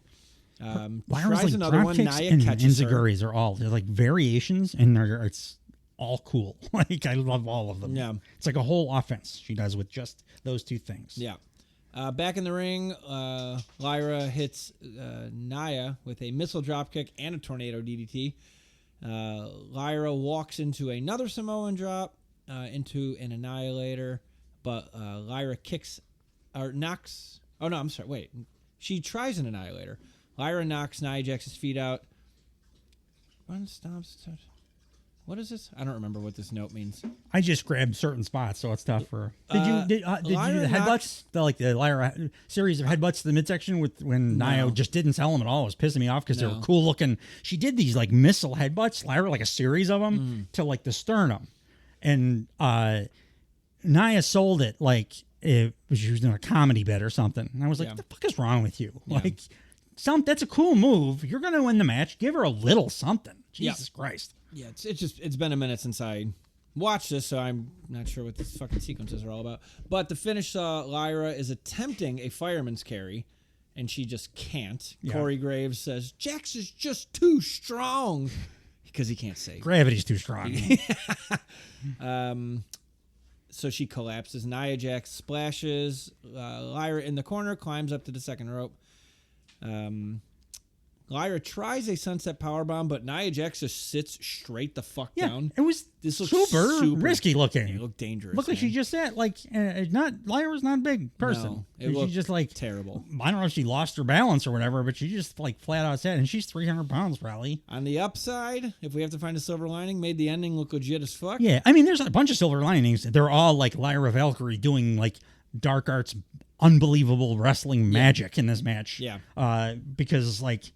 There were times where she was like picking up Nia Jax, like kind of secretly, because it was in service of making Nia Jax look like she was doing a move because she can't do it. She 1 for 2 Samoan drops. One looked all right, and the other was total dog shit in this match. So she's 50%. My estimate, I think, still stands. Well, she's 100% the queen of the ring, and after the match, Triple H comes into the ring to award her the crown. Kayla Braxton also gets in the ring for a little interview after. Do you want to read the Nia? I want to give you my idea about what the vibe was of this little celebration. After I say what she said, or before? It's short, so I just tell you. This like little celebratory thing for Nia in the ring felt like when like a college basketball team in the last game of the season, when it doesn't matter, let their like team manager who has Down syndrome come in and they like pretend that he's in the game and they let him score and everybody cheers for him. Yeah. And it's not really happening, but the dude thinks it is. Yeah. That's what it felt like for me watching Nia with her celebration. Like she's the only one that isn't in on it, that she's like not really a professional wrestler. Yeah. We gave her a crown though. Parade her around with a crown. That's fun. It's a imposter thing. Yeah. You're not really the thing that you're dressing up as right now, Nia. No. I get it. If she wasn't getting a world title match at SummerSlam, I would... Fast forward. But she goes, I don't. Oh no, that. I wish she had a world title match against like a resurrected New Jack. That would be the only match I want to see. She would win because his muscle. By disqualification, she would also be dead though. Like if it's a zombie, like his muscle tissue is probably going to be not that great. He didn't do moves. He just hit people with weapons and stabbed them. And but stuff. he can't pick anything up anymore on account of his decaying body. Yeah, probably though. He's no longer metatarsals. His toes would definitely be gone. So Nia says, "Save your congratulations, Kayla. I don't need it. Good impersonation. I know that none of you are happy for me, but I am very happy for me, and I'm gonna get a lot happier, and you are all gonna get a lot angrier. It's true. Because I will become the WWE champion and your queen at SummerSlam." The worst version of the learning tree. It's like real, actual go away. It's not even heat, though. She gets no reaction from anybody. She gets disappointed faces when she's on screen. It's a little X-Pac-y. Yeah. Yeah, it's just like, okay. Yeah, like I'm mad because I got to review the shows and you're on the screen, but I'm not like cheering against you. No. Well, you are like Christian or something. Yeah. I didn't want her to win this because I know it means another match on a big show that I'm going to review. Yeah. So I'd rather see the more talented, more fun person to watch wrestle. Well, Could be a heel. Could be like the worst heel in the world. Blair Davenport seems like after those vignettes, she's a monster. Like she was an awful person that I would cheer against. Yeah. I would love to see her like in the main event SummerSlam kind of thing. I'd love to see her on the fucking TV at one point. Yeah. Because, but more talented people were on the screen momentarily because they also did a quick shot of in the crowd. We had Carmelo Hayes and a very covered Tiffany Stratton. Yeah, that's where I got pissed off. Whatever. He who is him was sitting in the crowd. Yeah. And next we had the King of the Ring finals, which was Gunther versus Randy Orton. Holy shit, Dave. 20 minutes and 50 seconds. Holy shit. Yeah, it was a great match. This is the best Randy Orton match I've ever seen by a long margin. Look who the fuck he's dancing with. But it's mostly because of Randy Orton. Yeah. Randy Orton worked this match like a different person. He cares. He's been kind of a little bit like, but he's changed his style completely. Yeah. He worked like he was doing like he was doing chin locks, but they weren't rest hold chin locks. They were like grindy, pushing it, moving around, making active, nonstop activity. Yeah. Randy Orton was super, super active in this match. Yeah. He sold like incredibly well, believably, not cartoonishly. Like he was like everything was impactful. He felt like a real babyface, not like a cool guy that everyone wants to cheer for. He felt like a dude that was like in danger, and I wanted to see him pull it out because he's a guy fighting from behind here. I mean, on top of just the moves themselves being great and super hard hitting in this match, if it wasn't for one tiny, if it was the tiny thing, I wouldn't have counted it, but like wasn't for one big thing that happened over a course of 1 second in this match, this is a 5-star match for me. Yeah. It didn't quite because of we'll talk about it. Because of the ending. Because Randy Orton's shoulder was 7 inches off the mat when they called the count. It really. If it was anything else, I would have gone 5 stars. But it was so egregious. I'm like, I really want to give this 5 stars. Yeah. Because I think it's interesting that I just watched Randy Orton wrestle a fucking 20-minute 5-star, super engrossing, beautifully told story wrestling match. Yeah.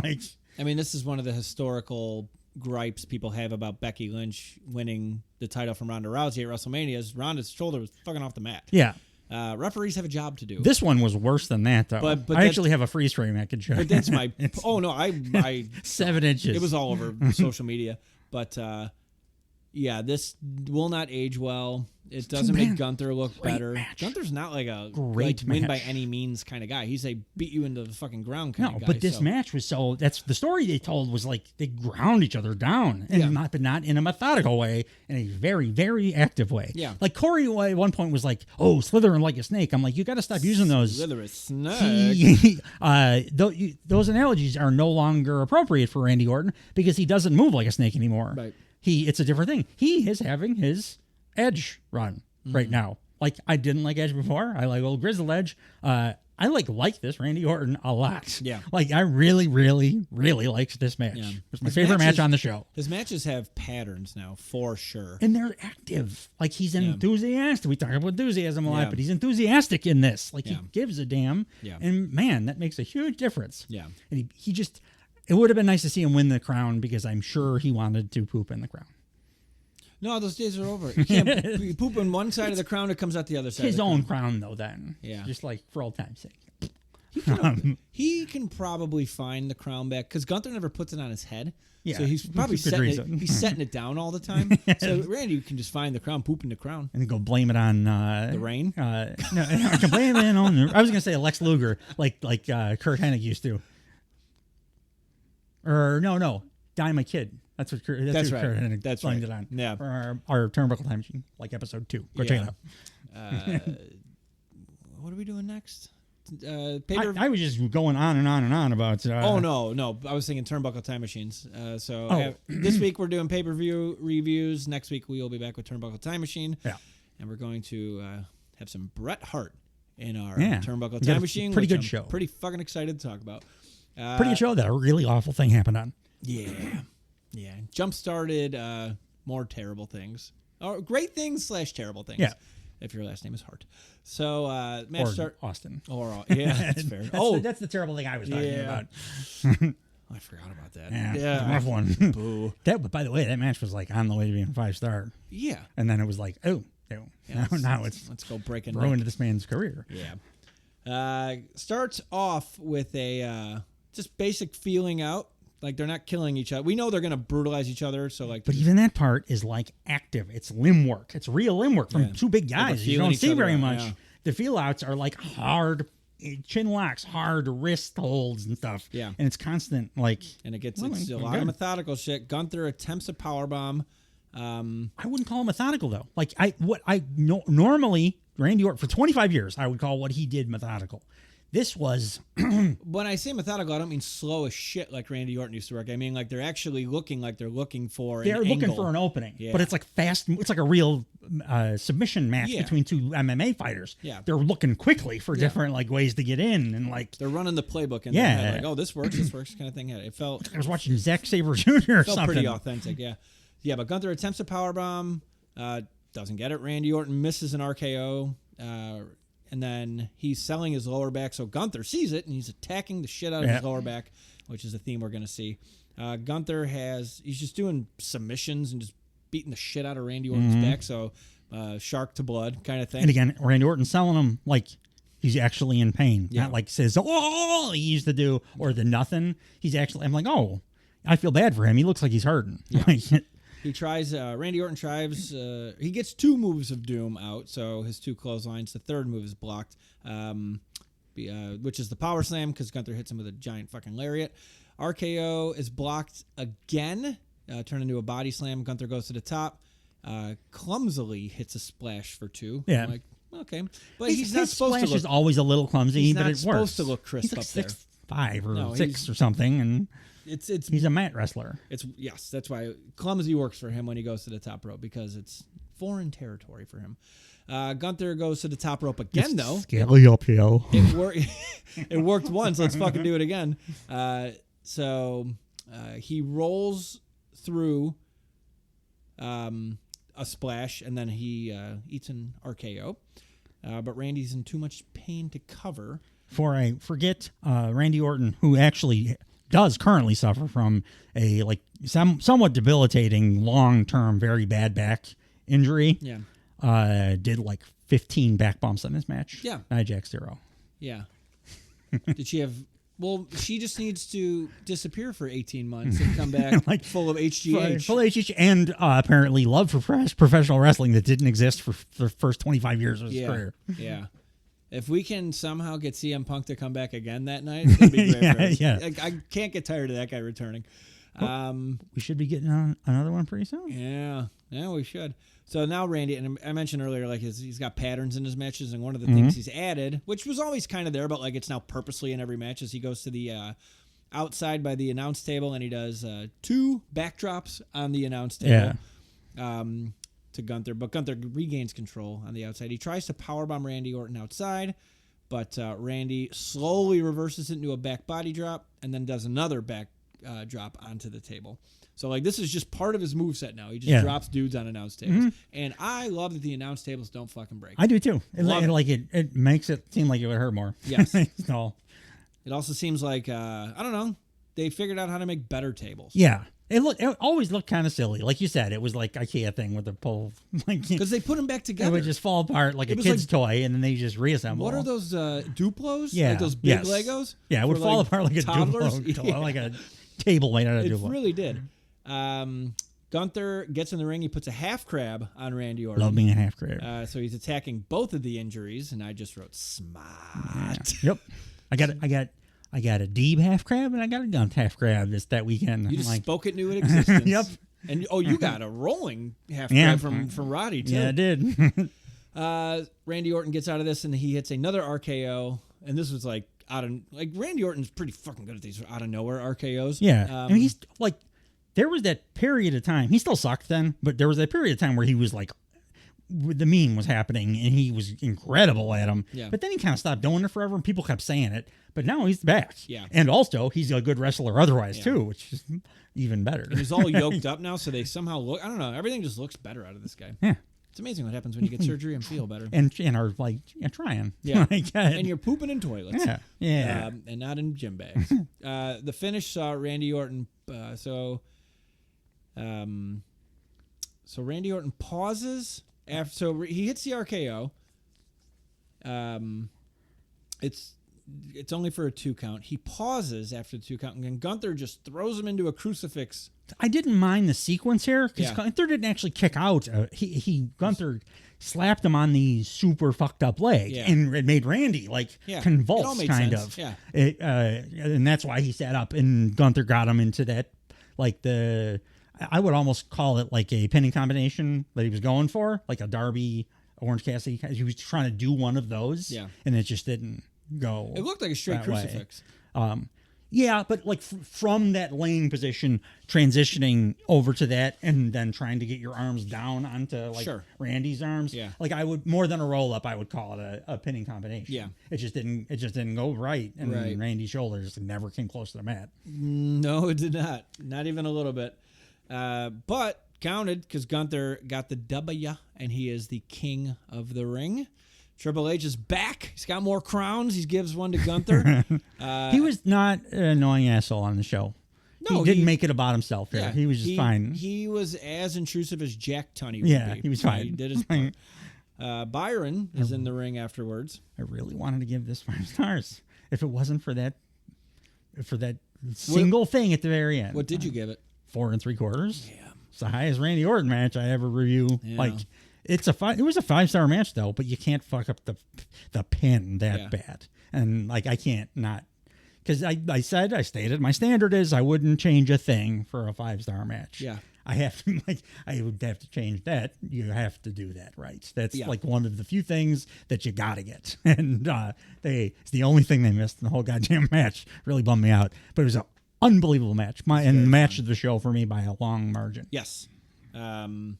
Afterwards, we have Gunther in the ring, being interviewed by Byron Saxton. Gunther, the crowd's chanting, "You deserve it," which I thought was oddly good English for Saudi Arabian crowd. I forgot to say, they were singing Randy Orton's theme, but they only knew the chorus. It wasn't even the full chorus. What was it? It was like 3. They talked to me. They just kept saying, "They talk to me. They talk to me." It would go into, "I hear voices in my head," and then they nothing. "They talk to me," and then like 40,000 people saying, "They talk to me." It makes sense though.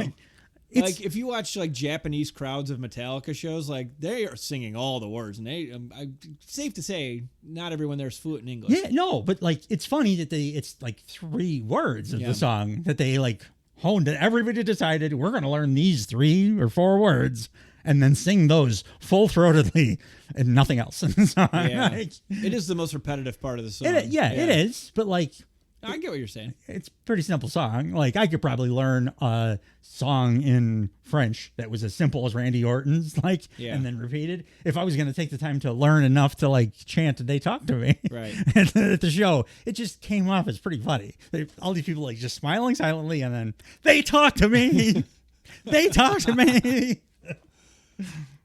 And Randy was like, "What the fuck's going on here?" Like looking around. Afterwards, he was like, "Oh, happy that you sang my song." But at the time, he was singing the same thing as me. He's like, "This is weird. You're singing like one part of my song over and over and over again." I'm sure if we watched the replay, WWE piped in the France crowd to make it seem like they were. But Gunther's saying, after the crowd's chanting, "You deserve it," probably. He says, "That's very nice, but what I do and do not deserve is none of your business." Mm-hmm. Matter of fact, it feels great to be King of the Ring. It feels even better by defeating Randy Orton in the finals. So what happened today, and then the crowd starts chanting, "You suck," was the apex predator became the prey for the ring. Became King of the Ring, and at Survivor Series, I'm going to become the World Heavyweight Champion, which is a bummer. SummerSlam or Survivor Series? SummerSlam. Yeah, SummerSlam. Yeah. Why did they I not? say Survivor Series? Yeah. Why did they not promote? I thought I was taking crazy pills because for like 5 straight episodes of Blue Thunder Pod, I was like, I'm pretty sure I saw somewhere that this is for a title. I think it's SummerSlam. Yeah. But then they didn't say it. They literally, you were right. They didn't say it on like Raw or SmackDown for like 5 weeks, and then like the Go Home show, they were like, oh yeah. It's the Royal Rumble thing, but for SummerSlam. It was likely reported by Meltzer or something. I must have when the heard tournament that. started. You Like, probably saw it somewhere. Why wouldn't they talk about it the whole tournament? It makes the stakes for the tournament 1 billion times higher. I agree. You should promote the shit out of that. Yeah. That's an awesome thing. And it's why the Royal Rumble is a big deal because then they're going to get a shot at Mania. Well, now you're going to get that for their second biggest show. They call their second biggest show SummerSlam. Yeah. Now we have a thing that like the tournament matters. I care. I really care because I get to see Gunther in a title match, and I really care because I have to see Nia Jax in a fucking title match. It gives me more reason to cheer in both ways. Yeah. So it's seemingly going to be. What show is Nia Jax on? She's on SmackDown. She's fighting Bayley. Poor Bayley. She's not going to be able to hug Nia Jax. Is she, or is it going to work like it does with the Rumble, where you can choose who you want to face? No. It's your brand. They said that. Is Glasgow before or after SummerSlam? Let's see. Because Drew's going to be the champ, right? Glasgow. If they make him lose twice last time was at he did a big promo on it when he's like, let me do a little geography for you because Americans don't know geography or school system. It was in Wales, which is way up here. You're very good at that accent. Well, I had some practice this week. June 15th, so it's way before SummerSlam. So we're going to get Gunther versus Drew McIntyre. Sheamus is going to wiggle his way into that somehow. Or by then, maybe CM Punk will have... I don't want CM Punk to beat Drew in this feud. I don't either. Not even a little bit. But I'd still be okay with CM Punk versus Gunther. Oh, yeah. All right, I want CM Punk in the ring. I just don't want a title on him. Yeah. I'm with you. I'm with you. Like, Drew's so fucking Drew, undeniable right Gunther now. would be It's going to be a nice program. If you are listening to either of our regular shows or this show, and you are either Drew McIntyre or Gunther, please do not blow another 5-star potential match and finish with shoulders to the mats. And to both of you, I apologize for last week's Thunderpod episode. I did some pretty hardcore accenting on both of those gentlemen. You're Irish though, so you're of the land. I'm a Chicagoan. I'm like a quarter Irish. I'm Polish, Italian, German. Yeah. So you can do all the accents and it's carte blanche. Yeah. I think that's what I did. A German. I did a Scottish. I did no Scottish in me. Yeah. I didn't do the Latino ones because that felt like I would be crossing a line. Viva la Raza. Guys, your last name's not hard. Next and final match, which is the main event of the evening. WWE Undisputed Championship match between Cody Rhodes and Logan Paul. The second they took the U.S. title off the table, this match got like 80% less interesting. Yeah. Yeah, I saw a graphic. I think I mentioned this at the top of the show, but I saw a graphic because I didn't see the show till a couple days later, where Cody Rhodes was laying on the ground and Logan Paul was standing in the ring, and it was like this artsy-looking photo. I'm like, did he fucking win? And like we were talking. I picked him, remember? Cody, it was like a shot in the dark. Cody's the fucking guy to do it. Yeah. Though. Like, I don't know with Cody, and I think I like his title reign because I think it's super plausible that he could lose this thing at any time because he knows how to do business. On bangers. Like, this match was really good. Yeah. He's like putting on bangers every match. Yeah. He's doing what I'm going to praise Swerve for, like on the next pay-per-view that we talk about. Yeah. We'll drop same time as this one. He's doing the workman champ thing, which if you're going to be a babyface champ, that's the best kind you can be. Yeah. It's like what Hangman Page did that I liked a lot too. You just wrestle a bunch of awesome matches. Yeah. Because I can't get mad at you for that. No. Especially when he's working with a guy who claims that he's here for workers' rights. Yeah. But ever since he's been here, I could do that whole promo. I'm not going to. I have watched the Hangman Adam Page CM Punk controversy ad nauseum.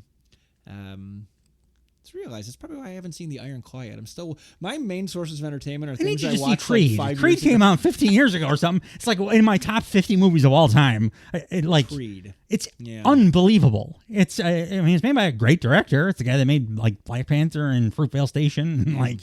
It's amazing. I haven't seen that second thing you mentioned just now either. Fruitvale Station. What's it, a little indie thing? I wouldn't expect you to see it. That's great too. See it, but Saw Blade Trinity. Yeah, I think I saw that with your brother in the theater. Actually, I know I saw it with your brother in the theater, for sure. Yeah, because we used to go. We used to go to the movies every Monday after Raw. That's good. How long were you guys dating? What's today's date? But the next, the world title match. This match was fucking. Logan Paul is a gift. Yeah. That we didn't expect, and I think they're super grateful that they have, because little light on the heels in this company. Yeah, like the credible heel. He's a incredible heel. He in this match too.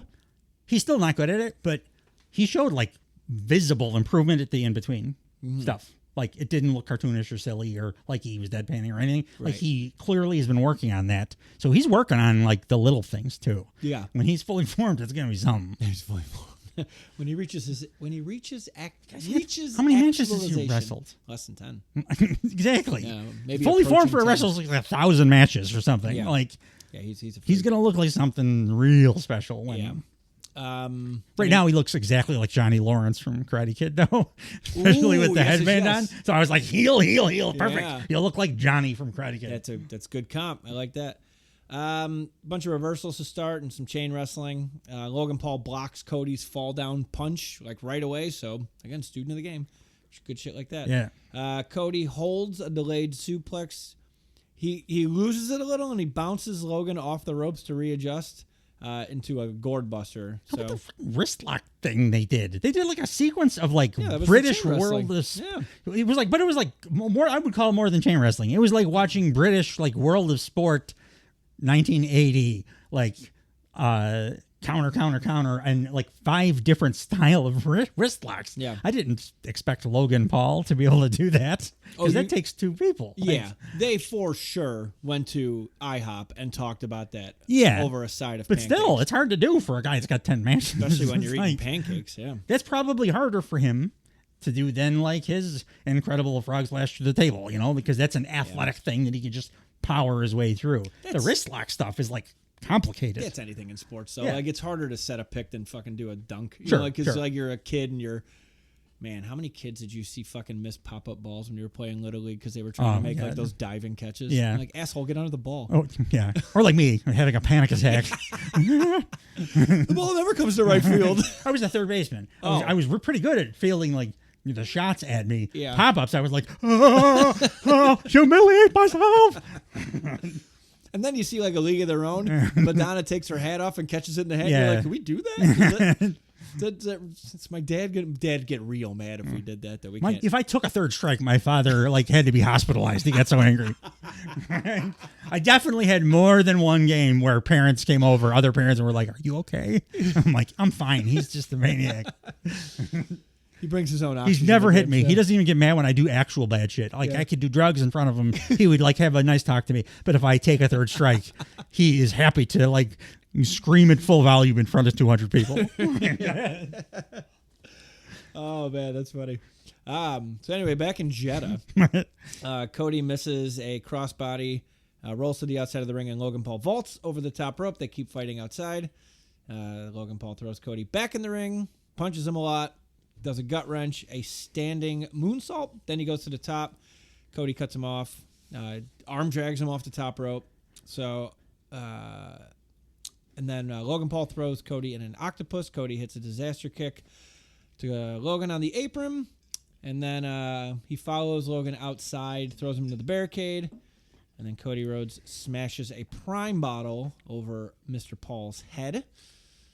This is just this is good so far. Like this, when we talk about this a lot, how matches, like, they build up with, like, I hate you for this reason and this reason. They have, the whole story of this match is Cody doesn't trust Logan and not hit him with brass knuckles. So Logan gives Michael Cole the brass knuckles. And then Cody's like, I don't believe you. None of it really mattered. They told such a good story in the ring, right, that they didn't need any build. No, like, you're right. They did not need any build, but, like, that's my point. The story coming into it was pretty tepid at best. Like just something. And they wrestled like somebody just punched somebody else's sister. But I think even like the intensity worked because it ramped. Because they did do the wrist lock stuff first, and then they tried a different thing, and then a different thing with increasingly more intensity. You know, guess what my favorite Logan Paul spot in this like very spot heavy match was? It's a hint because it's a tough one. It's a sell. It's actually a sell he does. Oh, I have no idea then. That figure 4 sell, he manifests actual tears and screams audibly into the camera, essentially, Cody, you're going to break my fucking leg. You're going to break my leg. Like with real fear, not like cartoonish fear, screaming, please don't break my leg. Yeah. I'm like, oh my God, that's like Terry Funk. Yeah. It's amazing. Less than 10 matches. Yeah. Yeah. Yeah, he's fucking great at this. That's why he's had multiple world title matches. And that's why the Saudi prince is like Logan Paul and everything forever. I mean, he's got like 100 trillion followers on Instagram or whatever, too. It helps. My only real complaint about the whole match is that it was way too long. It had no business being 24 minutes long. 24 minutes long. And it also followed a goddamn clinic. Two guys that put on an absolute clinic on how you do a 20-minute match that is completely engaging for the entirety of it, which Logan's not quite there yet for that. Cody can do it, but Logan's still 10 matches with it. Like you can't get this Randall Keith and Gunther from a guy that's got 10 matches. So they should have just trimmed like 6 minutes off this match. Yeah. I don't know, but that's about it. Everything else is pretty goddamn amazing. So at this point, we see Logan Paul's boys start to interject themselves. So one of his boys shoves Cody Rhodes with the ref distracted, and Logan Paul gets his brass knucks from a different one of his boys. And then Cole says that Logan Paul signed a pre-knuck, which made me laugh. Cody Rhodes jumps towards Logan Paul and gets punched in the stomach with the brass knuck. So they're already in play here. Cole is talking shit to Logan Paul outside of the ring. And Logan Paul's trying to get behind the announce table to fight Michael Cole. Like, Michael Cole, chill the fuck out. Did we talk about the Cody, like the stalling gourd buster he did? Right away. I was like, that's fucking dope. Yeah. I don't know. Has he done that before? He recovered from that too. Yeah, like he started to lose, and both of them, like the core strengths to get them. But they bounced off the rope to like readjust. Yeah, he did it. He made it like a what do you call it? A slingshot gourd buster, like a stalling into a slingshot. Cool, yeah. I wasn't expecting him to do just the release gourd buster though. No. I thought he was going to suplex him. Yeah, well, it's Cody, so he's got an encyclopedia of moves. Yeah. But yeah, I don't like that Michael Cole is like part of this story at all. I don't want Michael Cole in stories. But Michael Cole's better with Vince gone. I still just don't think he's very good. I just don't like him. I don't think he's a good announcer. I don't mind him in his capacity because I'm used to him for the last 20 years. Like the White Sox new announcer, he brings nothing. He doesn't like detract necessarily. He brings nothing. Yeah, it's just vanilla as it gets, and he knows his 25 moves, and he'll say those names, and everything else will say like what a maneuver or whatever, and like, so it's fine. His excitement gets up to a 7. And it never goes below like a 4. Yeah. And that's what he is. Yeah. Well, while he's distracting Logan Paul, Cody Rhodes comes out of nowhere with a tope. Everybody's back in the ring now. And this is where Cody gets Logan into that figure 4 you were just talking about. But Logan gets to the ropes, and then Logan misses a buckshot lariat. Terribly. It's his worst buckshot that he's done. To date. Yeah. But then Cody hit a beautiful cutter, because Cody never fucks up the cutter, man. Hit it for 2. And then Cody tries a fucking vertebreaker attempt. It doesn't land it, though, but Logan Paul reverses it into a crossroads for a 2, which looked cool. Logan tries a splash, but Cody turns it into a final reckoning, just winging at Mr. Goldust over there. Cody goes for Crossroads. Got some super interesting stuff about Goldust coming up on Turnbuckle Time Machine this week, by the way. Tune in next week for our our next show. See, I haven't seen that show in so long that I'm like, it's slowly coming back to me what you're meaning by everything. Can I give you a little bit of homework? It's 2 seconds of homework. Okay. Look up Dave Meltzer's star ratings for the matches. I always do. Something happened. Yeah. He got assaulted or something because none of them make any sense to like a degree that I haven't seen in any of these shows that we've done. Yeah. Like crazy stuff. Yeah, I'm excited. Logan tries final reckoning. I just said that. Cody goes for a Crossroads, and it's reversed, and he's shoved into a corner.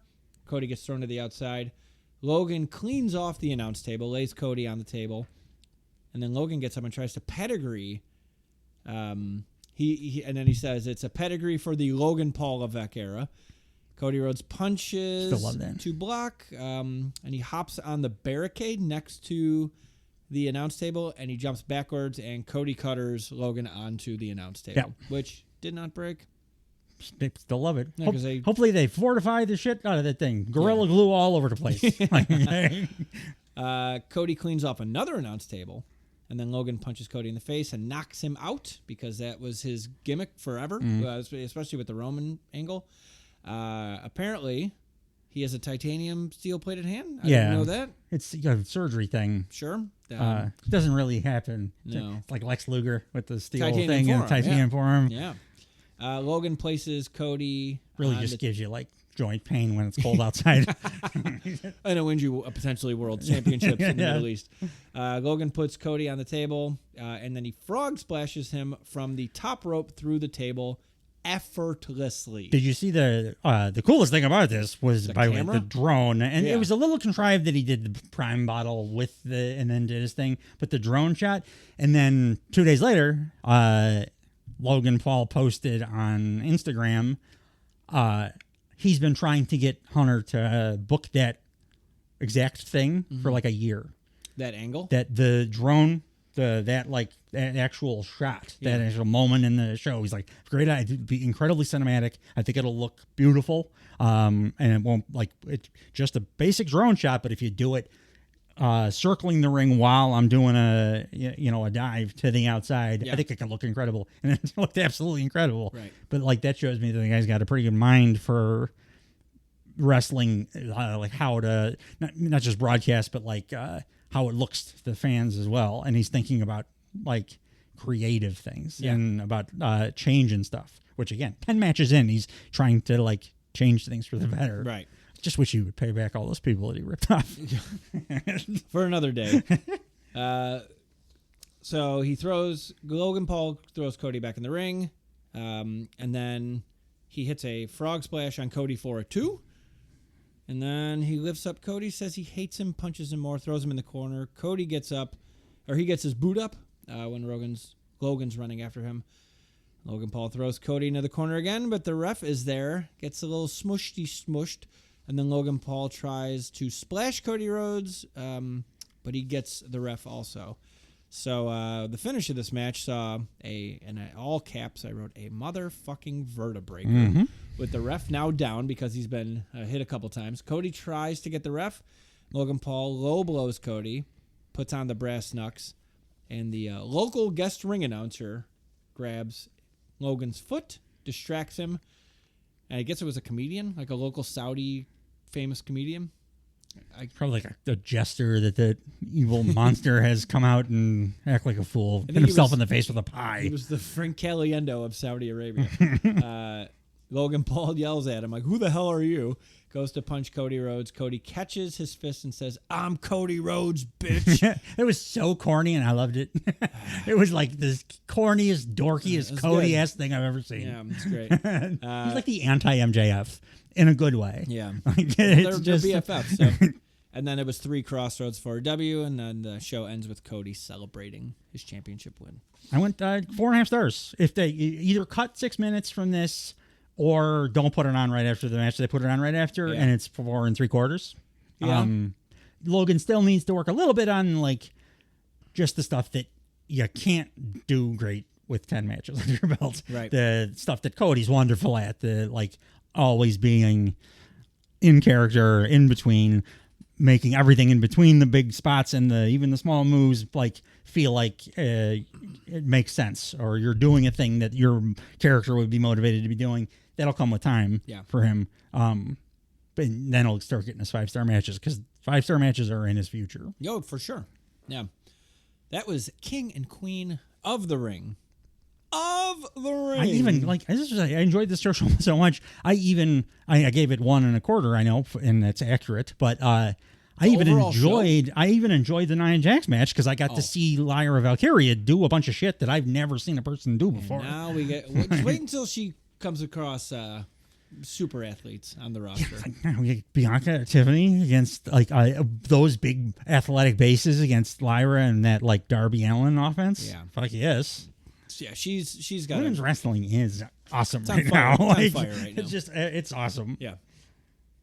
So yeah, good show. Great show. I'm glad that Sami Zayn convinced me that I can watch and enjoy a Saudi show. I still don't always feel great about it when it's on, because it's some of the weirdness there, but I allow myself to enjoy it, and this is the best one by 100 million miles they've ever put yes. out there. It wasn't quite as good as the Greatest Royal Rumble, but WrestleMania 17 wasn't. We did almost see a man die in the Goldberg and Undertaker match, too. Yeah. Well, when you have the elderly fighting 110 degrees, that's what happens. But yeah, no, really great good show. Really good show. It was a nice weekend of wrestling. Kind of long for the other one. This one, short. So that balanced out pretty nice too. Yeah.